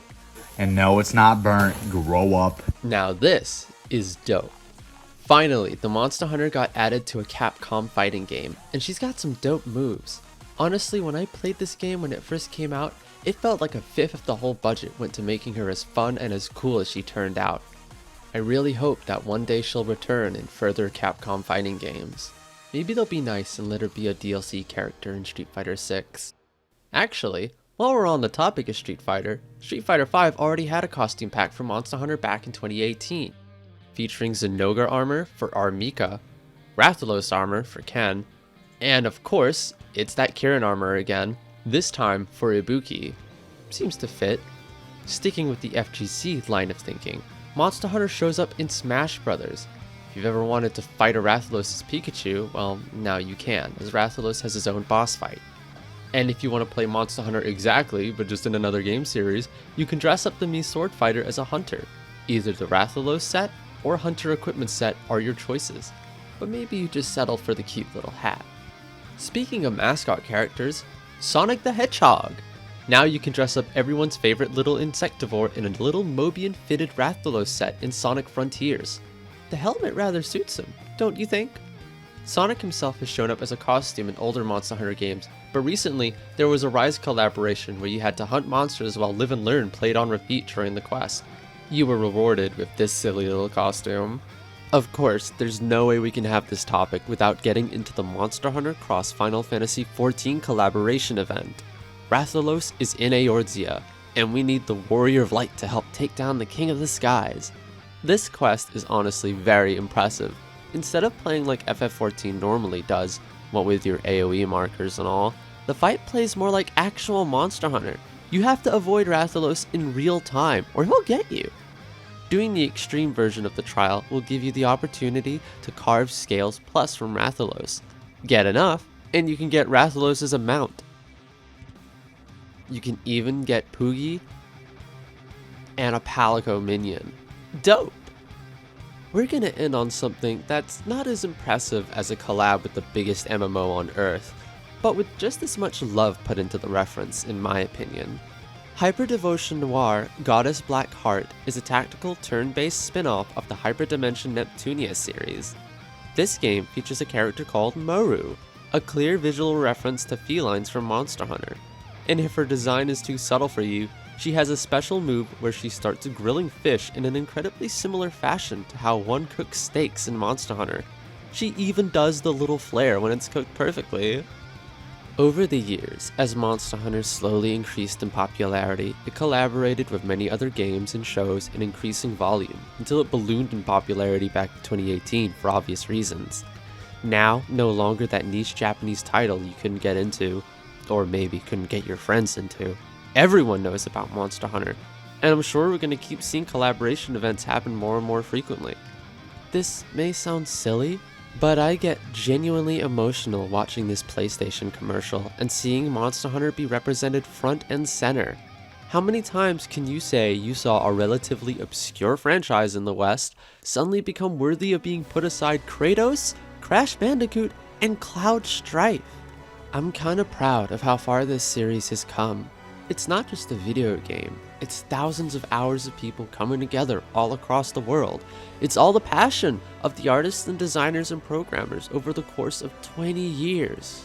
It's something I love. There's often a type of cynicism that goes around nowadays, reminding you that things are products and they only exist to make you spend money. But I will always think of Monster Hunter as art, made for people to have fun with, first and foremost. I will always think of Monster Hunter as something worthy of celebration. The start of the 4th generation is super interesting in my opinion. You see, the 3rd generation hadn't even finished yet in the East, and 2 months before the release of Monster Hunter 3G, we got a teaser for the next generation of Monster Hunter. God, I've said Monster Hunter a lot in this video. September 2011.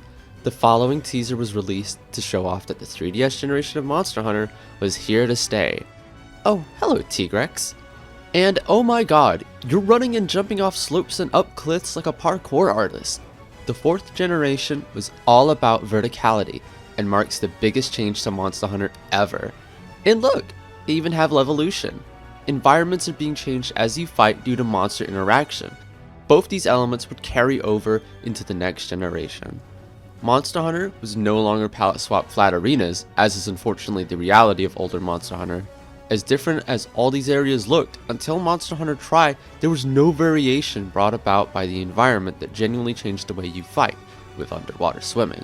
You went to a zone and it was a flat room of a varying shape. But now, said zones could be mountainous, rocky, slippery, and slope-like. And with the ability to leap off platforms and perform jumping attacks, the game has very much changed. And look, mounting. Mounting is a topic we'll get into later due to its ups and downs, but again, there are more ways to attack the monster now. Monster Hunter 4 also has more weight given to the story aspect. More cutscenes, a memorable cast of characters, a mystery to solve, and new monsters to hunt. They're really trying their best. This time, you're assisting a caravan on their adventures as they try to solve the mystery behind Gore Magala. For the purposes of this video, we'll be talking more about the 4th generation as a whole, including 4 Ultimate. Unlike with the 3rd generation, we wouldn't see Monster Hunter in the West until the G version came out. Monster Hunter 4 introduced, once again, 2 new monster types, this being the Temnocerans, a giant insects like Nursicilla and the Celtis Queen, and the amphibian class of monsters, thus far only represented by the single Tetsukabra. Oh wait, I forgot something. Snake Wyverns, as represented by the rattlesnake-like Najarala. Dalamador doesn't count as a snake wyvern. For one, he actually possesses limbs, small as they are. He remains classified as an elder dragon for now. Speaking of monsters, let's talk about a mechanic introduced with the addition of Gore Magala, the Frenzy Virus. The dander that is present in some of the attacks of Gore Magala are capable of infecting hunters and other monsters. When infected, you receive a debuff that affects your ability to retain red health, the health that can be healed over time when you take a hit. On top of this, a frenzied monster, as in a monster infected by the frenzy virus, will deal more damage to you. However, if you manage to deal enough damage before the infection sets in, you'll receive an affinity boost bonus for overcoming the virus. On top of all this, 2 new weapon types have been introduced once more, and this would mark the last time in the series that new weapons would be added for now. The first of these weapons are the insect glaives, a double-ended glaive that would give the player extra mobility and verticality, allowing you to leap yourself into the air like an Olympic pole jumper and perform aerial attacks that could mount the monsters. Not only that, but you got a cute little bug at your side to assist you, a kinsect. This could be a reference to kinship and monsters working side by side with people down the line, but we'll talk about that later. The kinsect could be sent out to attack the monster and would buff the player's attacks depending on what part of the monster the kinsect had attacked. Next, we have the charge blade, another transforming weapon like the switch axe. Its base form is similar to that of a sword and shield. Build up energy in this state to power up the next form, another axe-type blade weapon. I didn't really bring it up in the 3rd generation, but let's talk briefly about new environments and areas. In the 2nd generation, they introduced snow and ice, making the caves no longer the only cold areas in those games. Then, the 3rd generation introduced swimming, so there were underwater areas like the flooded forest and the beach of the deserted island. With the introduction of verticality, we've been given the ancient steppe, an area filled with cliffs, slopes, and arenas to climb. In fact, a lot of classic areas have been changed or just outright new to accommodate the new mechanics. It's dope! There's a new tundra and a new desert, a new jungle type area, all built verticality in mind now. A quick aside about mounting. I found mounting to be a fun but flawed mechanic when it was introduced. You see, now you're encouraged to spend time luring the monster over to a ledge or cliffside so you can do leaping attacks and do them over and over until you get the mount. This is not the most efficient way to play by any means, but you feel obligated to try and get mounts as soon as you can so you can get a knockdown. Another reason the system is flawed comes into play when you hunt with friends. When the monster is mounted, everyone has to stop attacking, as there's a chance that if you all keep attacking, you can stagger the monster hard enough to throw your friend off, failing the mounting minigame and not getting the desired knockdown. This would be rectified in Generations and Generations Ultimate. Monster Hunter 4 Ultimate is regarded by some fans to be the peak of Monster Hunter, and there is some truth to that statement, as 4 Ultimate was the last mainline game that could be defined as classic Monster Hunter. To explain this further, allow me a moment to bring up the 5th generation in this next segment. So what the fans define as classic and modern comes down to game feel and inventory and crafting management. What do these entail exactly? Well, let's talk about movement and game feel in 4 versus in Monster Hunter World. Here, we can see the character running when suddenly we want to take a healing potion. The 4 Ultimate character stops in their tracks and consumes the potion in a lengthy, exaggerated animation, while the World character just keeps on moving, not glued to the spot. This is the same for eating a ration. Same with gathering. You can run and grab herbs as you pass by them in newer titles, but in older games, gathering meant stopping and crouching down to pick up what you wanted with a lengthy animation. Now let's talk about inventory and crafting management. In older Monster Hunter titles before World, you needed to go out of your way to buy pickaxes and bug nets if you wanted to gather ore or bugs. These items also had durability, as we mentioned at the start of this whole video, so you'd constantly have to keep track of how many you had. Not only that, but whetstones were an important thing for you to make sure you kept on top of. Running out of whetstones is devastating in a hunt. Being unable to sharpen means you'll be bouncing off the monster constantly, unable to deal the best damage you can. At the same time, if you planned on doing any gathering while you were also hunting the monster, you had to be careful on how much you brought with you, as your inventory could fill up before you could even carve the monster. In World Forward, however, not only do you not need to bother buying tools for gathering, the whetstone is now an infinite resource you possess. On top of that, you have 2 inventories, one for items you bring along for crafting and consumables, while another inventory is for items you gather and carve while on the hunt. Onto the crafting aspect. In older titles, not only did you have to craft items manually, but if you didn't have a book of combos set, there are chances you may fail to combine an item and make garbage instead. Not only is this done away with in World, but now there's auto-crafting.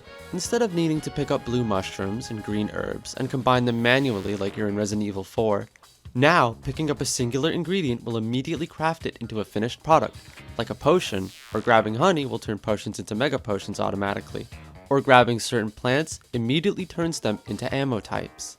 With all this in mind, I hope you're starting to see now why people separate Monster Hunter into classic or modern to begin with. I can't tell if it's nostalgia or what, but I get it. I love classic Monster Hunter, and modern is explicitly a very different feeling even if I still love playing World and Rise.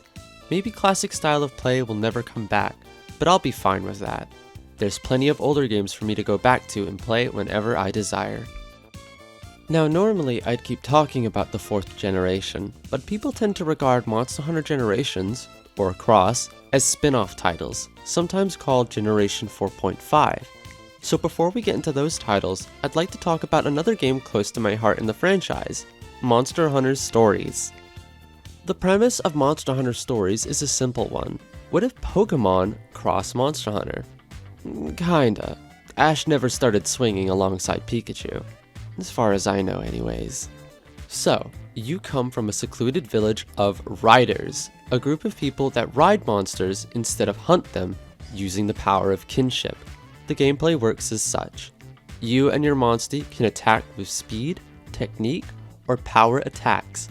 One beats the other, etc., but that's only a concern if you're engaged in a face-off. So when a monster is attacking your monstie, and your monstie, likewise, is attacking that specific monster back, this initiates a head-to-head, and that's when the style of attack used comes into play. It's actually very intuitive and genuinely rewards Monster Hunter knowledge and experience.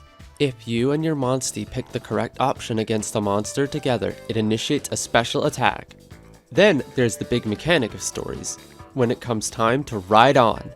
Jumping on your monster's back heals them, but most importantly, enables you to do a kinship attack, your monstie's special move. Oh, I don't think I've explained yet. They're called monsties, because they're monsters that are your besties.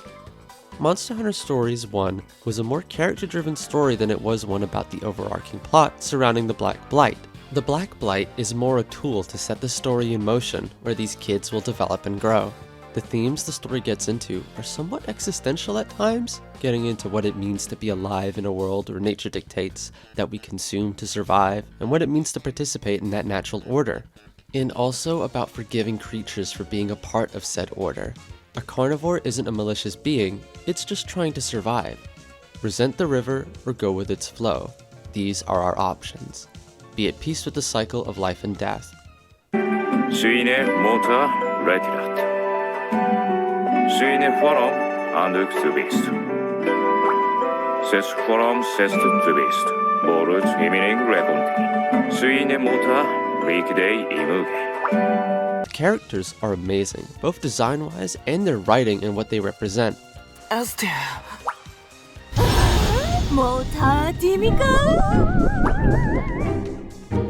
It's surprisingly a serious story at times for something that's told entirely in the Monster Hunter language.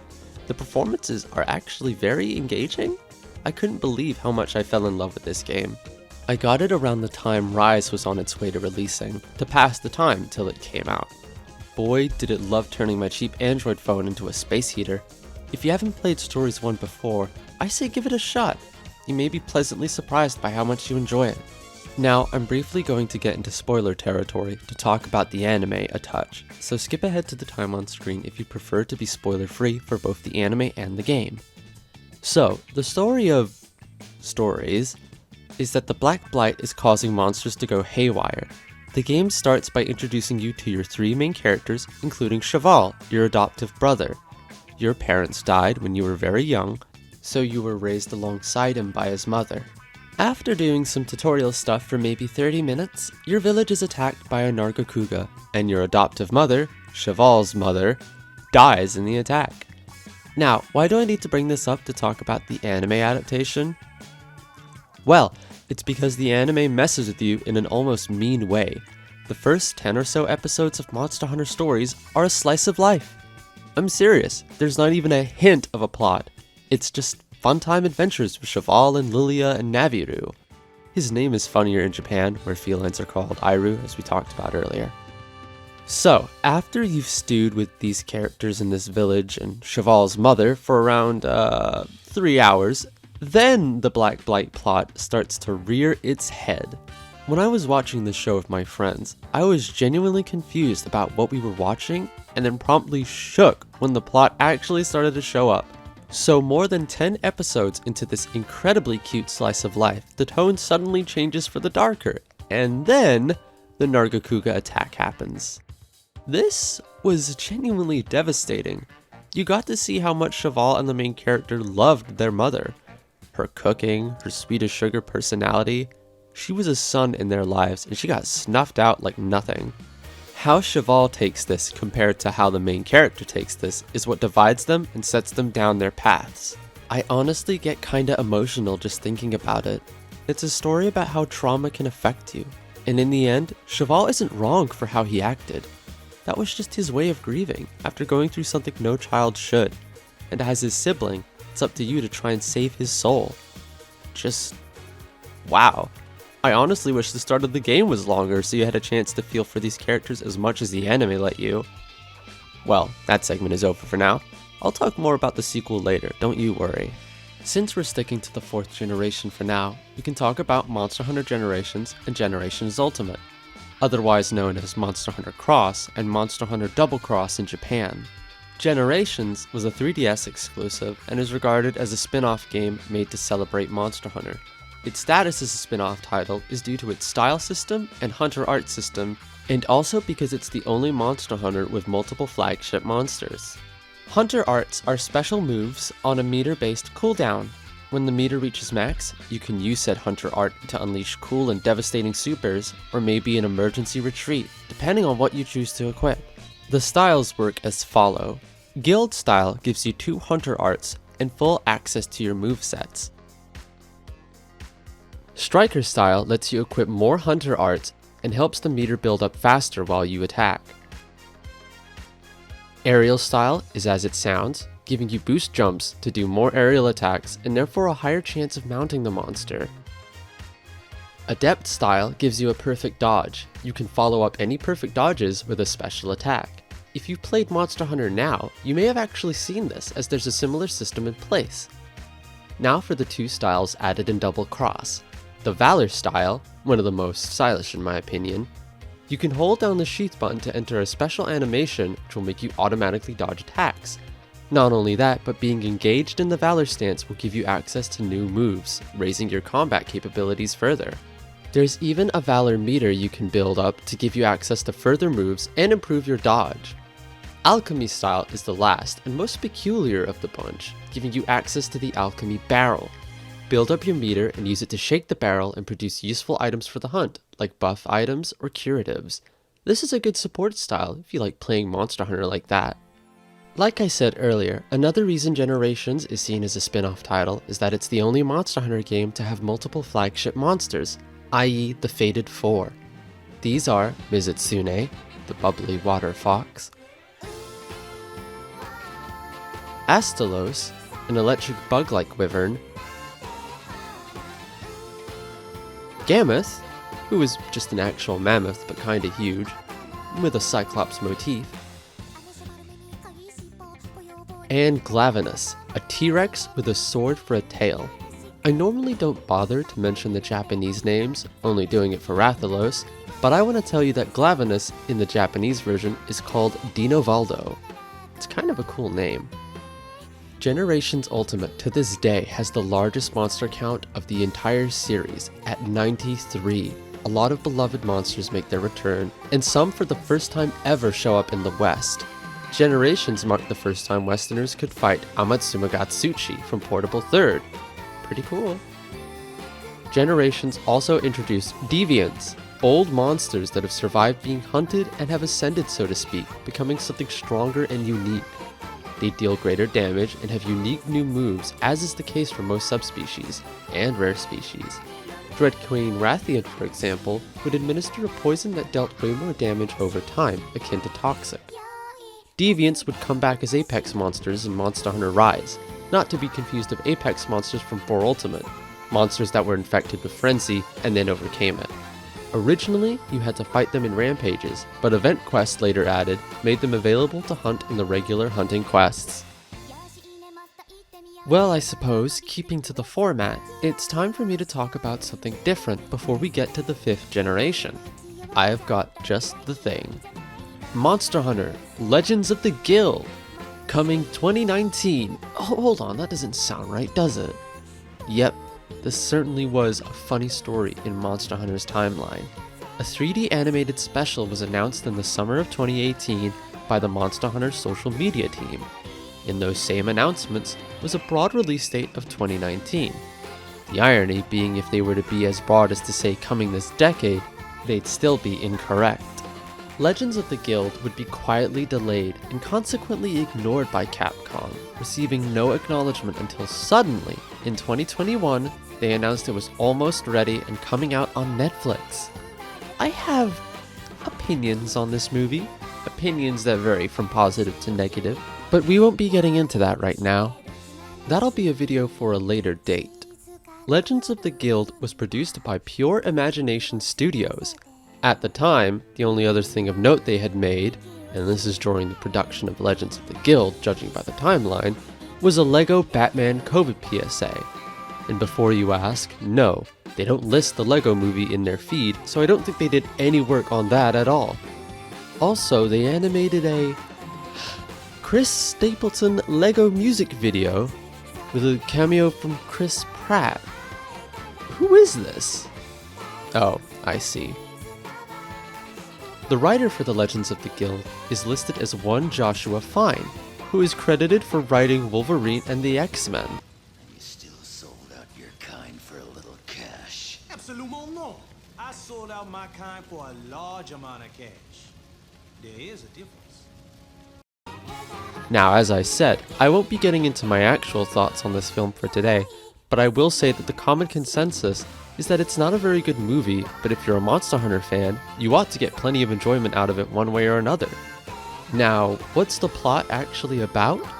Well, it's an origin story for a couple of characters from the games actually, namely the Ace Cadet, who shows up in Monster Hunter 4 Ultimate, who later cameos in Generations, and Monster Hunter World as the excitable A-lister. If you have Netflix, and you can convince a few other friends who are into Monster Hunter even somewhat to sit down and watch with you, it's only an hour, so have at it. Seems like we can move on now with the 5th generation.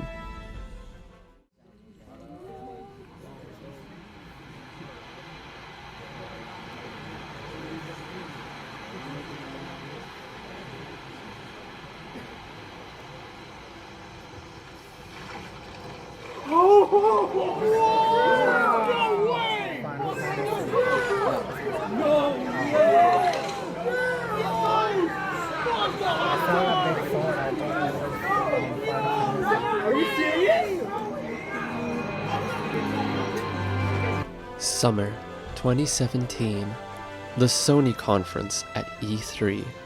Minds were blown, including mine. The audience reaction is about what I'd expect. No intense cheering or applause. This wasn't God of War after all. Monster Hunter was still a niche title in the West as we've discussed. But the excitable disbelief and cheering from a few number in the audience can be heard. Dedicated fans finally seeing their favorite franchise back on a home console for the first time since the Nintendo Wii. Also, can we just briefly take a moment to talk about these two in the crowd?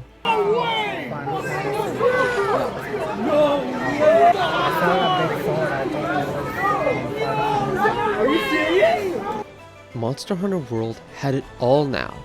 The marketing, main stage at E3, the graphics and playability, it's a beautiful PlayStation 4 game, no longer trapped on the portable market. And arguably, the demand was there the whole time. They had just never capitalized on it because they were so preoccupied with staying on the portable install base. Why do I think this? Well, let's take a look at the PS Vita to explain my case. Monster Hunter had its big boon on the PSP. The PSP versions from each console generation always sold more than the home console counterpart. Portable Third was still the highest selling Monster Hunter up until World. Then, the PlayStation Vita comes out, and to everyone's surprise, there's no Monster Hunter on it at all besides a backwards compatible Freedom Unite. And looking at the market at the time, it seems that others wanted to fill that void. For the PS Vita exclusively, there was Soul Sacrifice, Ragnarok Odyssey, Freedom Wars, God Eater, Toukiden. All Monster Hunter likes on the Vita alone. Okay, a couple of those are pre-existing franchises, but even so, it's obvious what market God Eater and Toukiden were trying to inch in on when they were first conceived. And that's not even all the Monster Hunter likes that exist. Final Fantasy Explorers, Lord of Arcana, Hunter Blade, Wild Hearts, and Dauntless. Dauntless I feel the most for. They were trying to fill in that niche left by Monster Hunter's absence on PC, only for the E3 reveal to thwart them, practically steal their lunch. That's not to say Dauntless isn't anything more than a Monster Hunter like. It has its fans and all, but it's clear that perhaps more success would have been had Monster Hunter not shown up on the PC and home console scene so suddenly. So, we've established that the desire for a graphically updated home console Monster Hunter has existed for quite some time. All Monster Hunter had to do was provide. They even had a beta on PlayStation Plus so people who weren't already fans could give it a free try. And the rest is history. Monster Hunter World has since sold 23 million copies, easily more than 4 times what Portable Third sold, almost 5 times. When I worked at Game, it gave me a genuine sense of pride to put up the display copies of Monster Hunter World Masters Edition, the bundle version that came with Iceborne. I was just so genuinely pleased to see this niche franchise that I had loved since the first one I played on the PlayStation 2 become a household name now. People were coming in and asking for copies of this game, and it had its own display set up. By the by, the Iceborne expansion on its own sold almost 11 million units, and those sale numbers for World from before include the Masters Edition. Capcom had finally done it.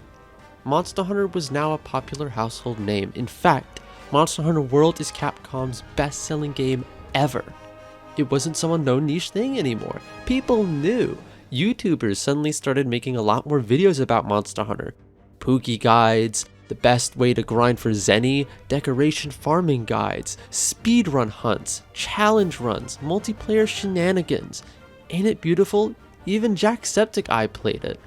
We'll talk more about what else the burst of popularity birthed for Monster Hunter later on. For now, I'll talk about the game. So, what's new? Well, I already talked about game feel from earlier. Levolution is still in from 4 Ultimate, though we'll expand more on that later. Mounting has been updated once again.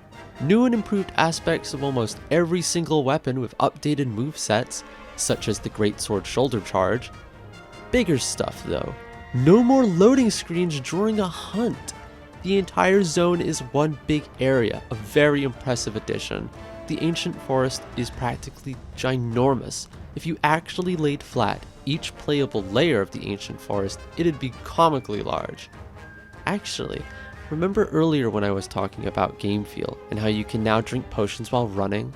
Well, one of the reasons this was implemented is because with the removal of zones, you could no longer retreat to another zone to heal in an emergency situation, a tactic that was often used in older Monster Hunter. Speaking of the new maps, well, they're all new. Naturally, because of the new style of map design, new maps had to be made from the ground up, on top of the story requiring new locales to begin with because of the story location, the New World. And they got really inventive. The Coral Highlands and the Rotten Vale are super cool in how unique they are. The series has never seen anything like this before, even in the MMO spin-offs. They really wanted to sell the whole living ecosystem, and they went all in to do so. The Rotten Vale is an animal graveyard, built upon the body of one of the biggest monsters in the franchise, Dalamador. This isn't even something the game points out to you. You have to look around and notice that the map is a giant skeleton. It's so cool. Turf wars are now a thing. Instead of awkwardly occasionally hitting each other when 2 monsters enter the same arena, now they'll decide outright and immediately that they don't get along at all and beat each other to death. Sick. Oh yeah, the Levolution thing. It now helps out the hunter even more.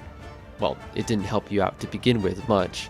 From Rathalos activating the waterfall in his nest, to making boulders fall on monsters or using vine-covered trees as makeshift traps. As a hunter, you can now make the environment work more in your favor than ever before. Oh yeah, speaking in regards to actually hunting, the paintball system has been removed. In its place is monster tracking. Gather evidence like footprints, scratches in the ground, drop feathers or scales, and you'll be able to trace the path your prey took. How's about we talk about one of my favorite little additions, endemic life. Now the world is populated with more animals, cute fluffy birds and all sorts of little woodland creatures, little rhino beetles. And some endemic life can actually help you. A fluffy type of wasp that carries around healing nectar, toads that let out a paralyzing gas when you kick them. Now more than ever, Monster Hunter lets you use the environment and its nature to your benefit. Not only that, but with the addition of a customizable home base for your hunter to chill out at between hunts, you can capture endemic life out on the field and bring them home as pets.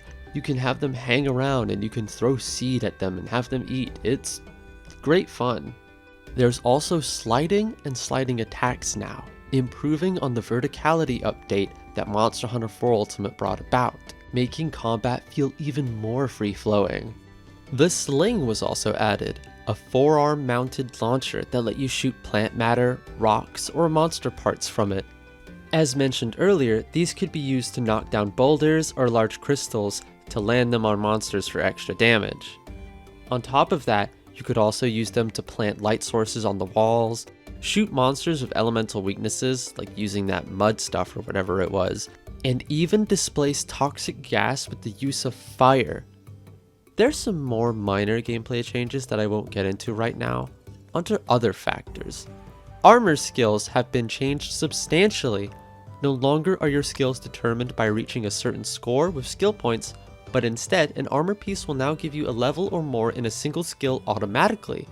This drastically changes how armor works, to the point that the decoration system had to be changed because of how busted clown suiting had become with this update. Now decorations were a random drop instead of talismans, and you had to craft talismans instead. Since clown suiting was now going to become the norm, later down the line they'd add a glamour system like FF14 system called layered armor. Something similar was already in place in Monster Hunter Generations. Let's see, what else?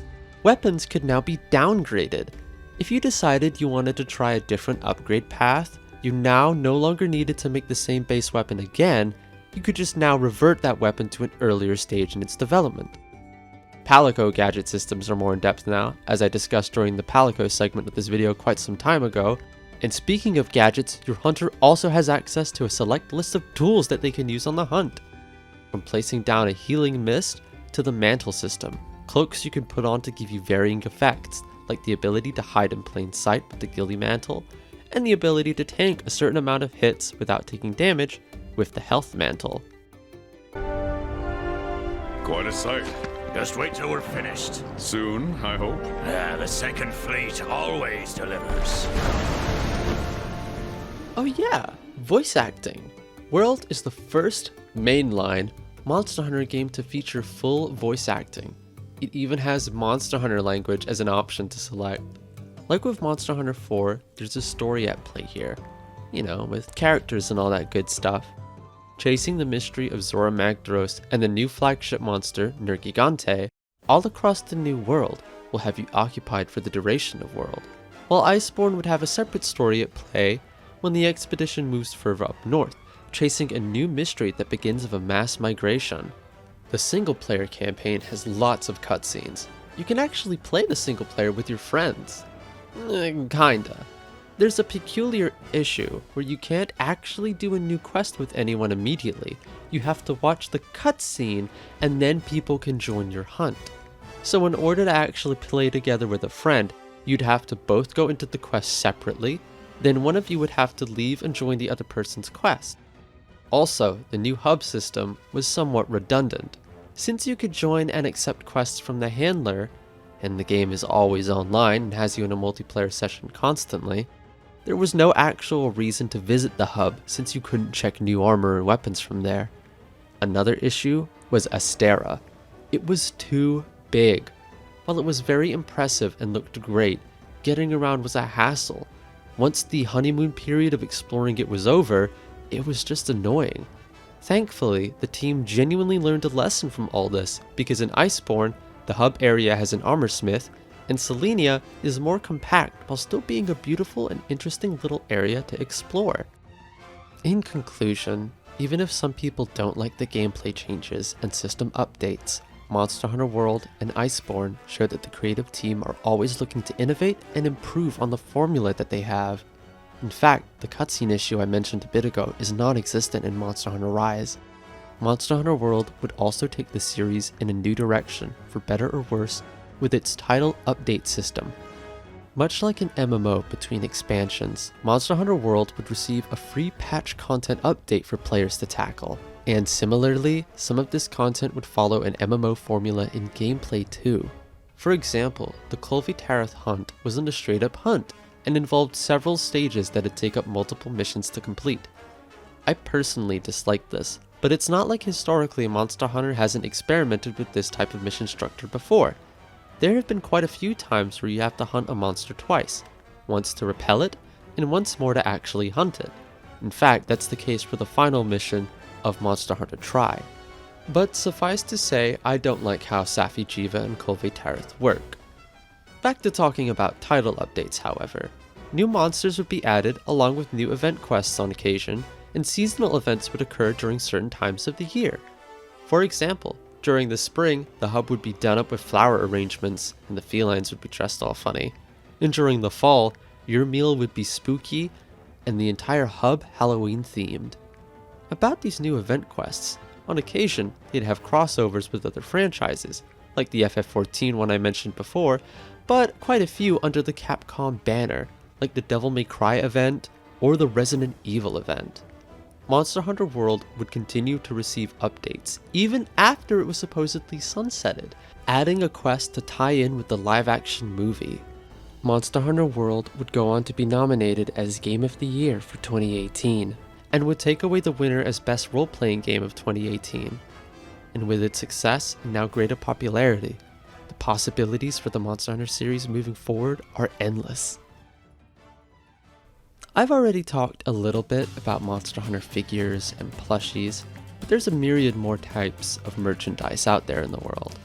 For example, this Monster Hunter apron I own and love dearly. But let's talk about something I'm greatly envious of, as there's no way for me to even remotely experience it here in the West. The Hunter's Bar, a Monster Hunter themed restaurant in Akihabara, with a sister location in Osaka. I will now briefly read their concept document posted up on the official website. Hunter's Bar, Monster Hunter Bar, a restaurant with the motif of the world of Monster Hunter. The interior of the store follows the world of Monster Hunter. It is a bar with a wood grain and a warm atmosphere. In the store, where various kinds of weapons are arranged cramped, a cute Otomo Aeru and pleasant bar staff will welcome the hunters. Feel like a hunter and enjoy meat with a mug in hand. Well, consider me sold. Now, Capcom already has a cafe. In fact, I've used clips showing it off very early on in this video. This is a purely Monster Hunter themed dining experience. Opened in March of 2018, it's hard to know whether they banked on the success of World, or if simply it had been a long time coming, seeing as Monster Hunter has always been super popular in Japan. I'd love to tell you its Yelp score for a fun fact, but unfortunately there are reviews on this page from before 2018. I don't think you're talking about the Hunter's Bar, friend.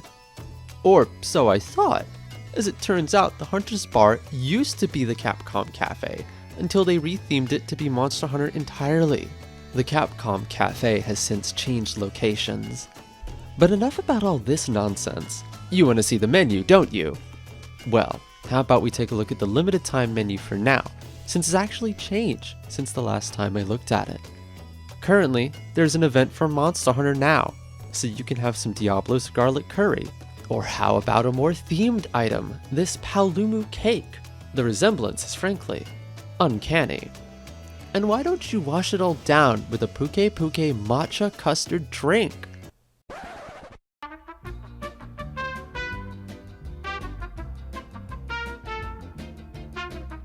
The first thing you see on the main menu is an advanced reservation menu, items you must ask for in advance, including a familiar looking platter of meat. Sticking with noteworthy items in regards to theming, we've got the well done steak. Truly, the iconography of this Flintstone style meat chunk knows no bounds. On the same page is a cute Yain Cuckoo pizza. Haven't seen that little birdie in quite some time. The kids' plate has a rice ball that looks like a feline. In the dessert menu, there's this ridiculous Kirin parfait. And hey, it's Kumogi's dango. Supposedly all very tasty stuff, but how's one to wash it all down? How about a mega potion? Perfect! You're given a soda and a few syrups in the appropriate containers and tasked with crafting it yourself. Just pray you don't end up making garbage. Gosh, the Kezu drink doesn't look too appetizing. Then again, what else could I expect from this thing? Want something to take home? How about a bottle of wine? Throw some Hunter's Bar Original in your next beef stew and tell me how it turns out. Since we're in the realm of alcoholic beverages now, why not have some Mizutsune style sake? Now, I know that doesn't look like much, but look at this video I found of someone who actually ordered it. God, it's huge. Gosh, some of these drinks sound too tasty. I gotta stop looking at these. The bar in Osaka has a considerably smaller menu, so definitely check out the Tokyo one instead if you can. Oh, it's right next to a Dragon Quest and FF14 themed restaurant too. Curious. Whenever you visit the place, you're given a Monster Hunter coaster, which I suppose one could try to collect. Heck, if you visit more often and fill out your guild card, you can eventually grab some neat prizes. I guess this is a place that incentivizes locals to come often, as opposed to just catering to tourists. I can't believe there was this much to say about a themed restaurant looking at the time, and I didn't even go super in depth. They've got a quest board where you can put up your info, like what console you play on and your gamer tag, on top of what weapon you prefer to use, to encourage bargoers to play with others that have also frequented the place. They have televisions set up to let you play Monster Hunter as well, maybe while you wait for your food. All in all, is this place like Disney World? No, of course not. It's a little restaurant. But they've still done a lot to make the Hunter's Bar feel like an authentic themed experience, from decor to the stylized menu items. I eagerly await the day I get to go. So, where to begin with Monster Hunter Stories 2, The Wings of Ruin? Well, it's a perfect sequel for a start. Graphical improvements across the board, full English and Japanese voice acting this time, more monsties, more characters, and a better story. Just everything has been improved. Okay, the better story part's subjective. Anyways, let's get more in depth. While Monster Hunter Stories 1 was a 3DS game that was eventually ported to mobile, The Wings of Ruin was made for the Switch and then ported to Steam down the line. While the Switch may not be the most powerful console in the world, with good optimization and a stellar cel-shaded art style, Stories 2 is probably the best looking third-party game on the Switch, up there with Monster Hunter Rise. This game is beautiful, and I only wish the story took more advantage of its art style and pushed it to the limit. Seeing returning characters from the first game in these new updated graphics, as well as being aged up, is such a treat. Much like Rathalos per generation of Monster Hunter, it helps show how far Stories has come already with its first sequel. On to the voice acting. There's quite a few characters whose English performance I love. Lilia returning for one. It's my job to capture the Rathalos that escaped from Mahana village. Well, it's my duty as a scrivener. And then there's Enna, your companion for this game, who's perfectly casted. Sukino's performance is pretty good too when she gets to have voiced lines, and her and Kyle's relationship dynamic is very interesting. I'll get more into that part later. In Japanese, a few people reprised their roles from Stories 1. It feels so natural, and they do an amazing job translating those performances from Monster Hunter language into Japanese. Of course, the game has to have more monsties. The first trailer revealing the game even showed off monsters from the New World, like Anjanath. The list of monsties is extensive, and much like with World, Stories would also receive title updates that added new monsties and challenges, even allowing you to take on the infamous Black Dragon, Fatalis. So how's about we talk about the actual game? The Wings of Ruin has the same gameplay loop as the first. Fight monsties in turn-based combat with your monstie, except this time there's a few new additions. For example, more weapons have been added to the game, each with their own benefits like the hunting horn being able to buff your whole team. And speaking of teams, you no longer hunt alone. Now, you'll be joined by a fellow rider in their monstie, or another hunter, depending on where you are in the story. You can even do co-op online quests with your friends. There's layered armor and more unique hairstyles, so you can make your rider look as pretty, or as cool, or as funny as you'd like. You can even dress up Naviru. Let's talk just a little bit about the story and its presentation too. The game has its own unique theme now, Scarlet Land lit up by the heavens. How Kingdom Hearts of you, Monster Hunter Stories? It's the first thing you hear in the opening cutscene that sets up the story of Razewing Ratha. And now that I said the name of the song out loud, I realize how literal the song is at times. Anyways, the game starts and you make your character, who will often get confused for a man named Red, your grandfather. He himself was a legendary rider, and it seems before his untimely passing, he was chasing quite the mystery. Upon receiving a Rathalos egg and meeting Enna, a young Wyvernian who was your grandfather's friend, your journey begins. I won't go further about the story for now, because it's very easy to go play this game for yourself, it being on Steam, and I highly recommend you do so if you're in the market for a unique and fun turn-based RPG. And like I said before, please feel free to play the first one, as it's available on Android and iOS. Okay, so once again, I will briefly talk about spoilers, so skip to the time on screen to avoid hearing anything you don't want to about Kyle and Tsukino. Everyone skipped? Okay. Tsukino is mom. Not mommy, mom.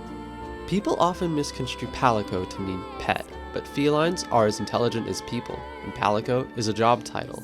When the story starts, Kyle's father is killed, leaving him with only Tsukino to look after him. Dad! This is what I meant when I said they have an interesting relationship dynamic. Tsukino will often treat Kyle not like a comrade, but like her own child with how she expresses concern and how she cares for him. Tsukino becomes Kyle's only parental figure, which makes sense as Tsukino is shown to be very emotionally mature and capable. I see. Well then. But I'm a bit disappointed. Huh? Why? Oh, it's neither here nor there. It's unclear whether Kyle sees her as a mother, but to me it's clear that Tsukino sees Kyle as a son. Strangely enough, and perhaps on purpose, this parallels Cheval's story with Rathi in the first game. Rathi cared deeply for Cheval, even if he never reciprocated until the end. Rathi and Tsukino both share a theme of unconditional familial love towards someone they care deeply about, with the subject of their affection not realizing how much they're loved at first. It kinda gets me emotional to think about. Alright, that's that for now. Now while I said Stories 1 deals with some serious themes, it's still a touch childish here and there, especially with the B-plot villains who are very silly in their design. Stories 2 takes itself a bit more seriously, dealing with a conspiracy at one point. You're not even sure there are villains until about halfway in. Then there's the immediate noticeable fact that you're not a child anymore. You're playing a teen or young adult, and as such, most of the supporting cast are older too this time around. Meeting older Avinia with Frostfang, gosh, she's such a sweetie. In conclusion, my opening statement is an accurate one, an improvement on the first game in every way possible. So, where's Stories 3, Capcom? I'm eagerly awaiting. I'll give my full thoughts on Monster Hunter Stories and a proper retrospective on both of the games at another point. Now, I won't talk about this subject for long for one simple reason.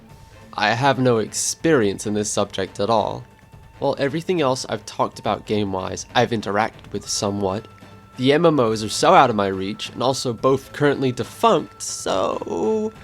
Anyways, Monster Hunter Frontier is the MMO side hustle of the Monster Hunter series, lasting over a decade.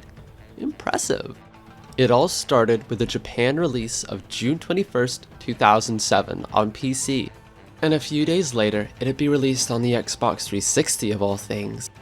Being a young teen who is super into Monster Hunter, There was something esoteric and dreamlike about watching some of the trailers for these patches. It felt like watching those old Versus 13 trailers. The Frontier trailers were more like fever dreams than actual adverts for someone who'd never be able to play them. If you want to learn more about the Frontier series and its expansions and updates, check out SuperRad's video on the matter. The one thing I will say is that when I played Monster Hunter Freedom Unite, 2 monsters always stood out to me as feeling a little odd compared to the rest of the cast. One of the joys of high rank and G rank in all these games is fighting new monsters and encountering them in new areas, and Hypnocatrice sure felt new. There was something so peculiar about it, despite it sharing the animation skeleton of a Yain Kutku. Maybe it's because it shared the skeleton but looks so different, unlike Yain Garuga, which looks all too similar. Hypnocatrice was in fact from Frontier first, and this is a common trend in Frontier, using animation skeletons from well-known monsters and doing something new with them, like this walrus monster that shares a Royal Ludroth animation set. Oh yeah, the other monster was Lavasioth. With the shutdown of Frontier in 2019, there's been excitement in the air among Monster Hunter fans as to what that means for certain monsters. For example, Espinas was finally able to be hunted in the West with his introduction into Monster Hunter Rise with the Sunbreak expansion. So, there's a chance we'll get to see more Frontier exclusive monsters and possibly other things show up in future Monster Hunter titles. Monster Hunter Frontier shut down after 12 successful years for one simple reason. Frontier used Monster Hunter DOS as a base, a PS2 game from 2006. As development continued, more limitations were made clear and obvious, making its shutdown an obvious choice too. There's a chance they'll make another MMO, but I reckon with Monster Hunter's success worldwide, they'll stick to putting all their creative energy into the mainline games entirely for now. Now, Monster Hunter Online. I've got some history there. Unlike with Frontier, which existed before I got into Monster Hunter, as I got into the series at around 2009 more or less, Online got its reveal trailer when I was deep in there. In fact, it was revealed a couple months after 3 Ultimate's Western release. I want you to just appreciate how good this game looks, and remember that Monster Hunter outside of China will continue to look like a 3DS game for 4 or 5 more years after this. Oh, that's right, Monster Hunter Online is a Tencent game, and a China exclusive. Way to break my tiny teenage heart.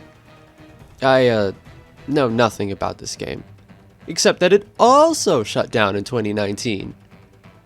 Okay, so I was just gonna end the segment here, but then I saw this trailer that has some of the worst editing I've ever seen. So I just wanted to point that out and show it off to you guys. I seriously can't tell what's happening. Who did the camera work and editing for this trailer? It's like if they got a Dragoon in first person in FF14 to show off the new Raid series or something. Anyway, both MMOs are defunct now. Maybe that's for the best. MMOs are a competitive market, and when you have to justify a subscription-based service, it can require a huge developmental load, or you just don't meet up to people's standards. Better for Capcom to just keep investing in their mainline games, as I said earlier, especially since those can actually reach a wider player base, unlike Asian exclusive MMOs. How's about we discuss the music of Monster Hunter? I've already talked a teeny bit about it before, with the composition of the first game and the creation of the iconic Proof of a Hero, but there's so much more to talk about as there's a multitude of special albums for Monster Hunter out there, some of which you've already been listening to during the duration of this video. Why don't we take a little listen and peep some of the album art? Take a listen to this, Cute Feline from the Monster Hunter Brass Quintet.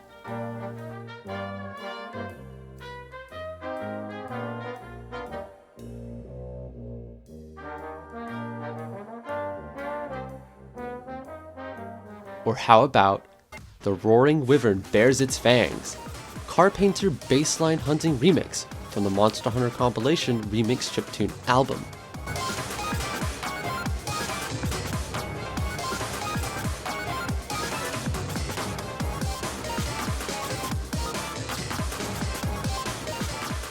How about the Monster Hunter danceable Monster Hunter Club mix with the song Life? Yes, it does have Monster Hunter twice in that album title.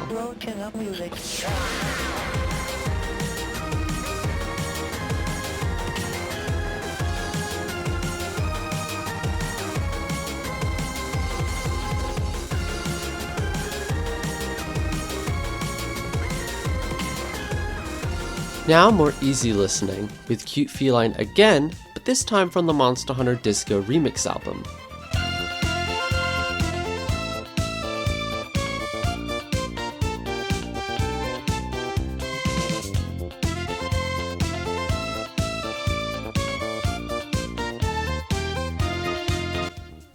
There's too many albums to get fully into today, and that's not even touching on the annual live Monster Hunter concerts that happen, or the Dojin album.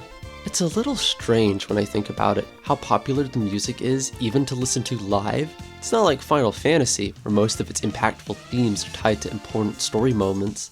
Hearing answers live at distant worlds surely was an experience. But despite Monster Hunter's themes being attributed to merely beating on a monster with a hammer for 10 or so minutes, the music is just that good to be on a similar level of iconography as some of Final Fantasy's music. Maybe one day I'll catch the next Monster Hunter concert. Okay, now before we finally get into Monster Hunter Rise, let's talk briefly about the mobile games. Now, I'm gonna immediately just skip over the vast majority of them right now. Monster Hunter I, Monster Hunter Dynamic Hunting, Monster Hunter Massive Hunting, and Monster Hunter Explore are all just mobile ports of Monster Hunter when you really get down to it and look at them.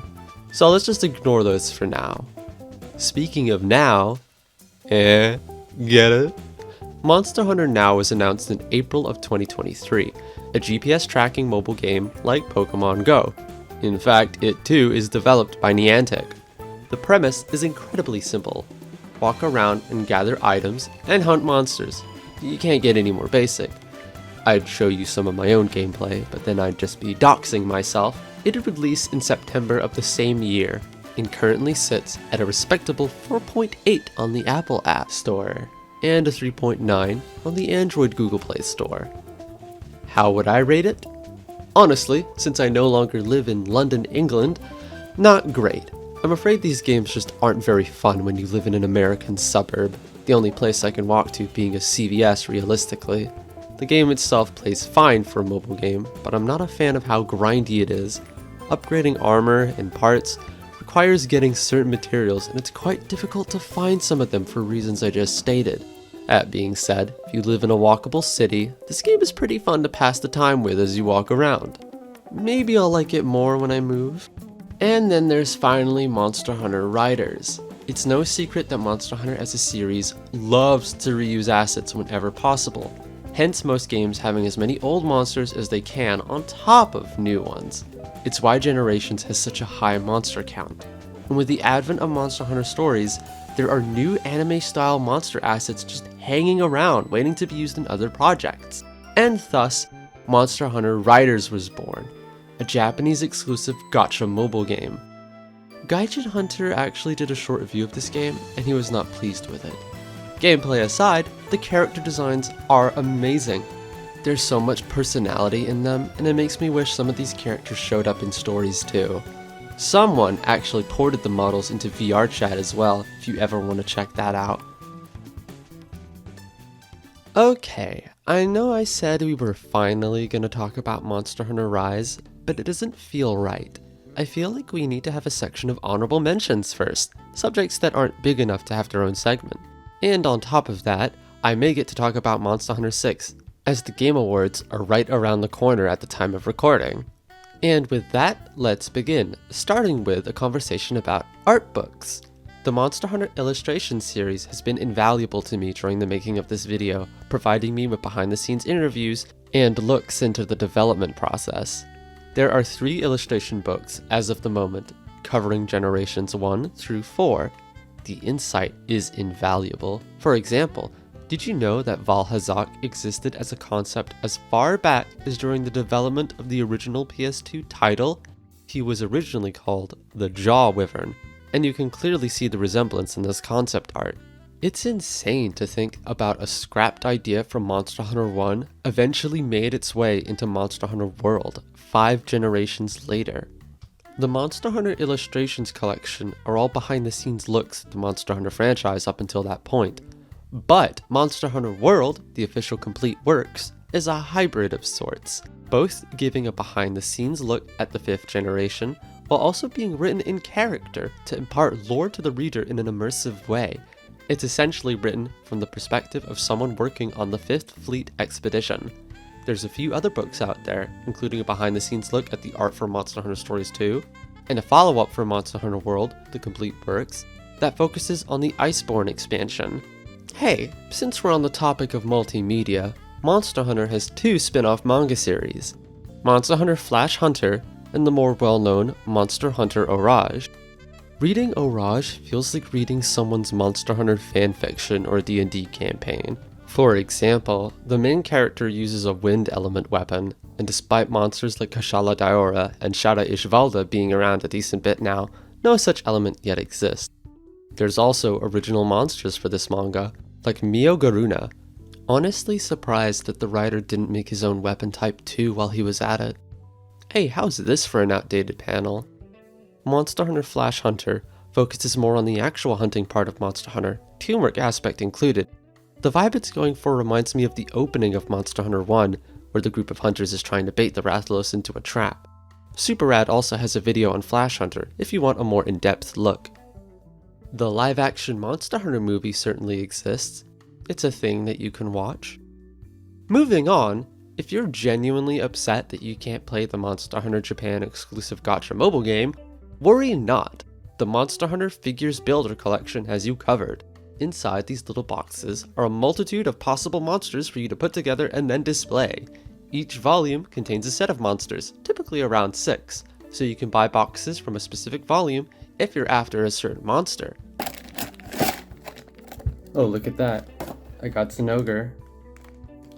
Speaking of merchandise, allow me to show you this Palico briefly. Nice. Fangamer has a decent chunk of classy Monster Hunter merch, like this artsy poster that would fit right at home next to some botany diagrams. And once you've got it all put up, why not lean back in your official Monster Hunter Rathalos themed gamer chair from Secret Lab, with hybrid leatherette upholstery.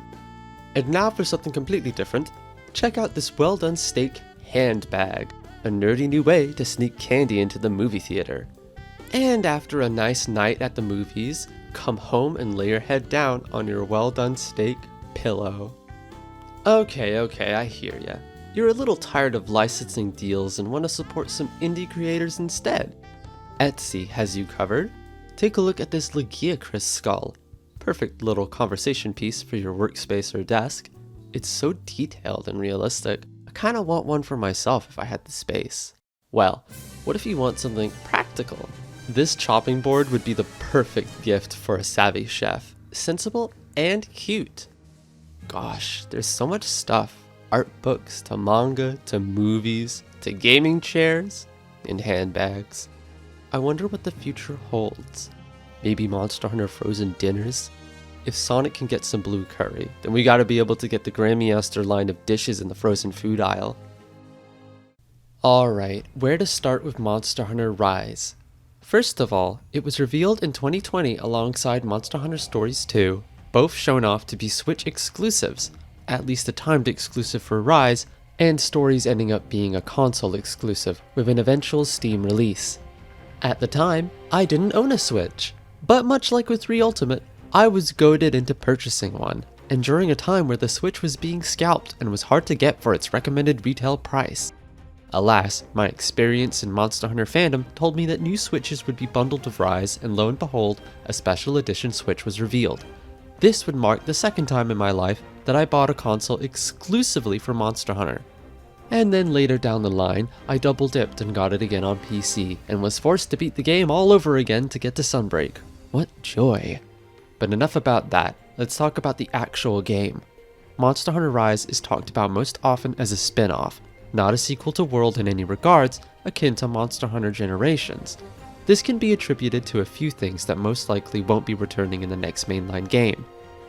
First of all, Switch skills, a way to customize your weapon's moveset, including wirebug skills, which we'll talk more about later. These moves, more often than not, are taken straight from Monster Hunter Generations, from the style system. Next on the list, as I said, is wirebugs. Remember those beetles in World? that you could use to traverse multiple storied areas so you wouldn't have to climb them manually? Well, now you have wire bugs. Aim the camera where you want to go and zip along at the speed of a honeybee or perhaps a stag beetle. The system is cooldown based and considered so pivotal to how you play the game that Ice Blight has been changed to compensate. Instead of Ice Blight affecting your stamina recharge rate, it now slows the recharge rate of your wire bug cooldown. Wire bugs also have unique moves attached to them connected to the switch skill system. Like I said, you could swap out your wire bug moves as well. And in Sunbreak, you gain the ability to further switch skills in the middle of combat. Wire bugs have added a new layer of difficulty. The monsters are more hyper to compensate for your new hyper movement capabilities, and now there's the wire bug recovery. Cancel out of your normal recovery animation when hit to now immediately recover and get back into the fight. Be warned, however, as this will eliminate your iframes that you'd normally get from the regular recovery animation. It's also worth noting that you can increase the amount of cooldown charges you have by picking up more wire bugs on the field. You can only have 3 at a time, however. Also added to make use of the wire bugs is monster riding. Gone is mounting as it used to be. In its place is almost a minigame of sorts. Eventually, the monster will be staggered, and you can then ride it into battle, or whack it into some walls over and over. This system was further developed in Sunbreak with the addition of new wire bugs to gather. They would either increase the damage of the final attack of your monster ride, the punishing attack, or increase the amount of items dropped by the attacked monster. Despite the game having fast travel to subcamps already implemented, Great Wire Bugs exist. Great Wire Bugs are giant wire bugs that you permanently set in place that will help you zip around the map. The name of this Monster Hunters game is Speed, no doubt about it, from the way you zip around the map to how fast you get back into the action with the wire bug attacks. Fair to say that it's an interesting but divisive change to how Monster Hunter is played. Personally, I'm hoping for a return to form for the franchise after this. Also, a new addition to Monster Hunter is Palamutes. I shouldn't have to explain the pun. Doggy friends have been added, big enough for you to ride. As if wire bugs didn't make you fast enough, now you can cavalry charge your way into the hunt with your canid companion. At the time of writing, I doubted that Palamutes would make a return. And now at the time of recording, it seems I was proven right, with the trailer for Monster Hunter Wilds showing off a raptor-like companion. Still the same concept in theory, but a little tweaked. However, despite every change and addition I've mentioned, there's one thing that easily marks this game as a spin-off title. No Poogie! Instead, you have this funny little creature called a Kahoot. I shouldn't have to explain the joke there either. Much like Poogie, you can dress them up. However, petting is not an interactive action, and therefore we can presume that petting the Kahoot does not increase your carve drop rate. There's also the Rampage system, exclusive to the base game, as Sunbreak totally ignores it. The Rampage is a real-time tower defense mode, making you strategically set up armaments along a path to prevent a quote-unquote rampage of monsters from breaking through. While the Rampage can be fun with friends, once again it proves a divisive addition to the series and most definitely will not be making a return. But there's one last thing that marks this game as a spin-off, and that is no main course. You're subjected to eating nothing but Dongo dessert for the rest of your hunting days. Don't get me wrong, Dongo is tasty, my personal favorite being Sasa Dongo, but I don't think I could eat it every single day. Moving on, Monster Hunter Rise, while having some divisive elements as we've discussed, at the same time made outright improvements from Monster Hunter World's design. For example, the single player and multiplayer are definitively separated, with the main scenario story switching to hub quests at a certain point in the game. Cutscenes would play at the beginning and or the end of the hunt, and you could do all the quests together with no issues, unlike with World. The hub areas, as in the village for Rise and the village for Sunbreak, are not only small and compact, but you can also swing around using wire bugs to get to places, on top of having constant access to fast travel, thus eliminating the problem that Astera had. Speaking of fast travel, this game has great loading times with good loading screen art too. Oh yeah, Despite being a Switch game, it's technically very impressive. Way faster loading times than what World had while still being a very pretty game, it's incredible what Capcom could create despite the hardware limitations of the Nintendo Switch. The last improvement I'll mention is the final boss. I think personally that it easily trumps Xeno'jiiva. No offense, I love that boss design a lot. Without spoiling too much for anyone who hasn't played Rise yet, it's incredible and dynamic, and the music is stellar, and it's just oh so fun. They hit it out of the park with this one. As a bonus, this game has no Zora Magdaros equivalent too. All the new monsters are incredibly fun fights, clearly well thought out to work in sync with the wirebug mechanics to make a cohesive experience. Now let's briefly talk a bit about the story. Much like most other Monster Hunter stories, it involves incidents being caused by a specific monster before it turns out it was actually another monster's fault all along. What really makes the story this time is the colorful cast of characters, cliché as some of them may be, and also its concise cutscenes. It's not the Shawshank Redemption, but it's palatable enough and it doesn't waste your time. Fun fact, however, the game's story wasn't able to be completed when the game launched. The true ending was patch content. Why? I've no clue. Maybe the game was a touch rushed in the end. Maybe they wanted to stretch the game a bit more. I will say, I did beat Rise faster than I beat World, but maybe sometimes a game shouldn't have a total grip on your life, and having to come back to it on occasion instead of bursting through it and then waiting for the expansion is a much healthier relationship to have with a game. In which case, having the story be attached to a post-patch content release schedule may be a good thing. Speaking of release schedules, however, Rise has had the most fragmented release schedule that a multi-platform game can have.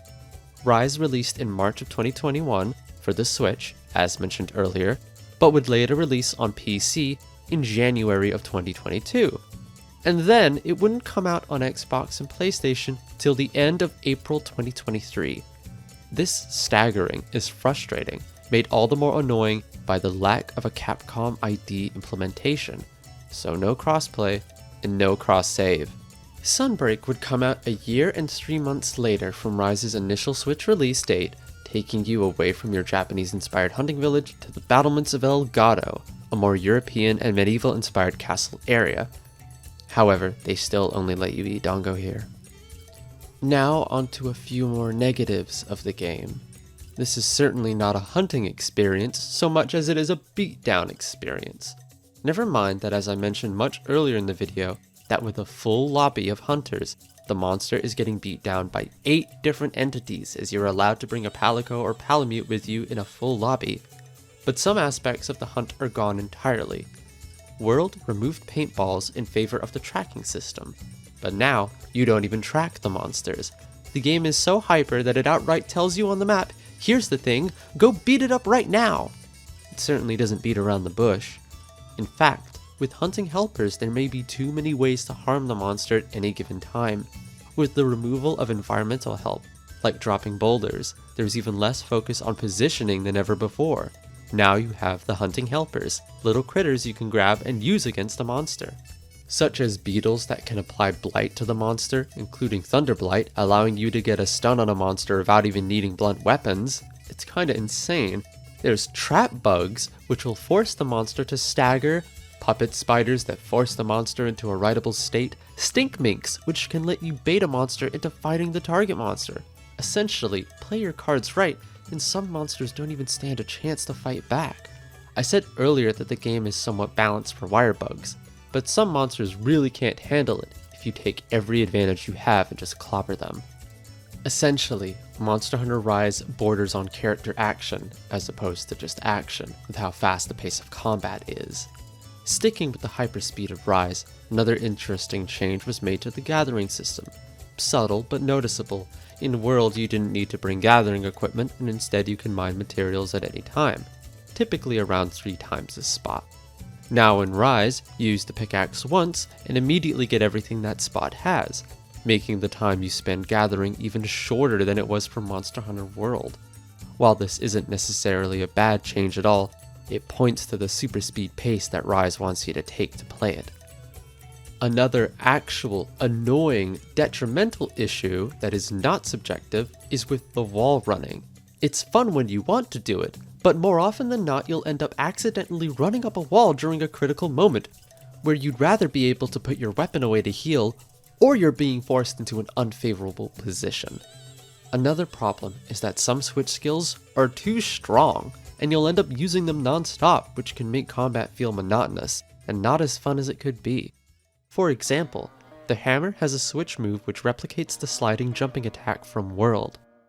This move is incredibly good, and there's no reason to not use it constantly if the monster isn't down on the ground for your meteor combo. Still, not to be too harsh to Rise, a few positive changes are still present, as all the ones I mentioned earlier, and some new ones. The ability to craft decorations is back for one. There's all the fixes to the cutscene issues from World I mentioned earlier. Viewing armor is a lot less cumbersome too, with your character not sequestered all the way to the left of the screen like in World. So, what can I leave off of when talking about Rise as a whole? Ultimately, it wears its spin-off status on its sleeve, proudly making a unique Monster Hunter experience that, while everyone may not be totally in love with, is still fun at its core. It makes some quality of life improvements that we certainly hope to see in the next installment, while also hoping the hyper gameplay stays away. Well, actually I can say for a fact that Monster Hunter will return to form, as I'll talk about in the next segment. Well, it sure has been a long ride, hasn't it? I'm glad you guys stuck around for this half celebration, half retrospective on Monster Hunter as a franchise. So what does the future hold for Monster Hunter? Well, we got a little peek. Monster Hunter Wilds was revealed at the 2023 Game Awards, and shows off what you could argue the franchise has been building up to from the very beginning. Since its inception, Monster Hunter has strived to make you believe you're hunting in a real, breathing ecosystem. Herbivores that pose no threat graze around, more aggressive and territorial herbivores hide in their sequestered parts of the forest, and then the predators of the forest wander around their turf looking for prey. But at the start, these systems barely interacted. In fact, most times when hunting a predator, the sign of their presence would be some of these animals missing to avoid the perils of the hunt, or perhaps to give the PS2 processor a little bit of a break. It wouldn't be until later on that monsters would actually hunt too. Most notably in the 3rd generation, when a monster is exhausted during a fight, it will run off and kill prey to feast upon and regain stamina. And until the 3rd generation, the maps of Monster Hunter were totally flat, no depth until swimming was added. Then in the 4th generation we have hills and cliffs and inclines, and then in the 5th generation we have large open maps with no loading screens, and now we have the peak of Monster Hunter. The implications of World was that all the areas you visit are mostly connected and close by. Looking at the world map shows as much. But now we have one unified map. And not only that, enough animals on said map to display herd behavior for packs of predators to prey upon them. The map is vast and experiences real-time weather, forcing the hunter to contend with sandstorms and lightning and changing conditions on the fly, and maybe, just maybe, seasons from Dose make a return, but with a much larger impact. You can see in one shot plants grow where there were very little before. Of course, this is all speculation, as this one teaser trailer is all we have at the moment. I guess I was right about the Palamute not making a return, since it's been adapted into a more improved and, in my opinion, cuter raptor idea. Maybe a permanent mount, as opposed to making you pick whether you want to bring your Palico or not. They even appear to carry a second weapon for you, perhaps allowing you to switch weapons literally in the middle of battle. I'm in awe, really. The future looks big and bright for Monster Hunter, Capcom's star franchise now. It took a while to get there, but here at the start of the 20th anniversary year from Monster Hunter, we can look back and admire all the steps we took to get to this point and take pride. As the fans, as the devs who worked on Monster Hunter, the videographers who early on strived to archive gameplay and cutscenes, the fan artists that have given us beautiful pieces to admire over the years, the Capcom YouTube team, and most importantly, you, us, the hunters. It's been a great 20 years. And here's to another 20 more.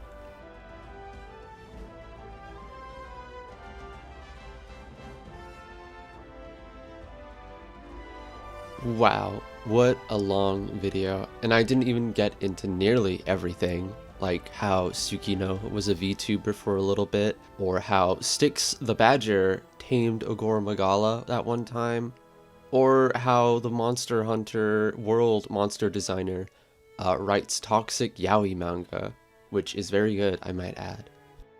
If you liked the video, go ahead and, like it and subscribe to get updated for when I release another. If you want to support me, my Patreon link is right here. And if you want to hear more updates, my Twitter is here. By the way, even though the next video is already in development, patrons will be able to vote for which subject matter they'd like my next video to be. So, hey, if that sort of power excites you, go ahead and go for that. And lastly, if I have made any mistakes, any errors, any wrongdoings in this video, please let me know in the comments down below and I can make an amendment in the next video. I look forward to your input, your criticisms, and what you liked about it. Tell me whatever you like. But since that's all for now, I'll see you guys later. Bye!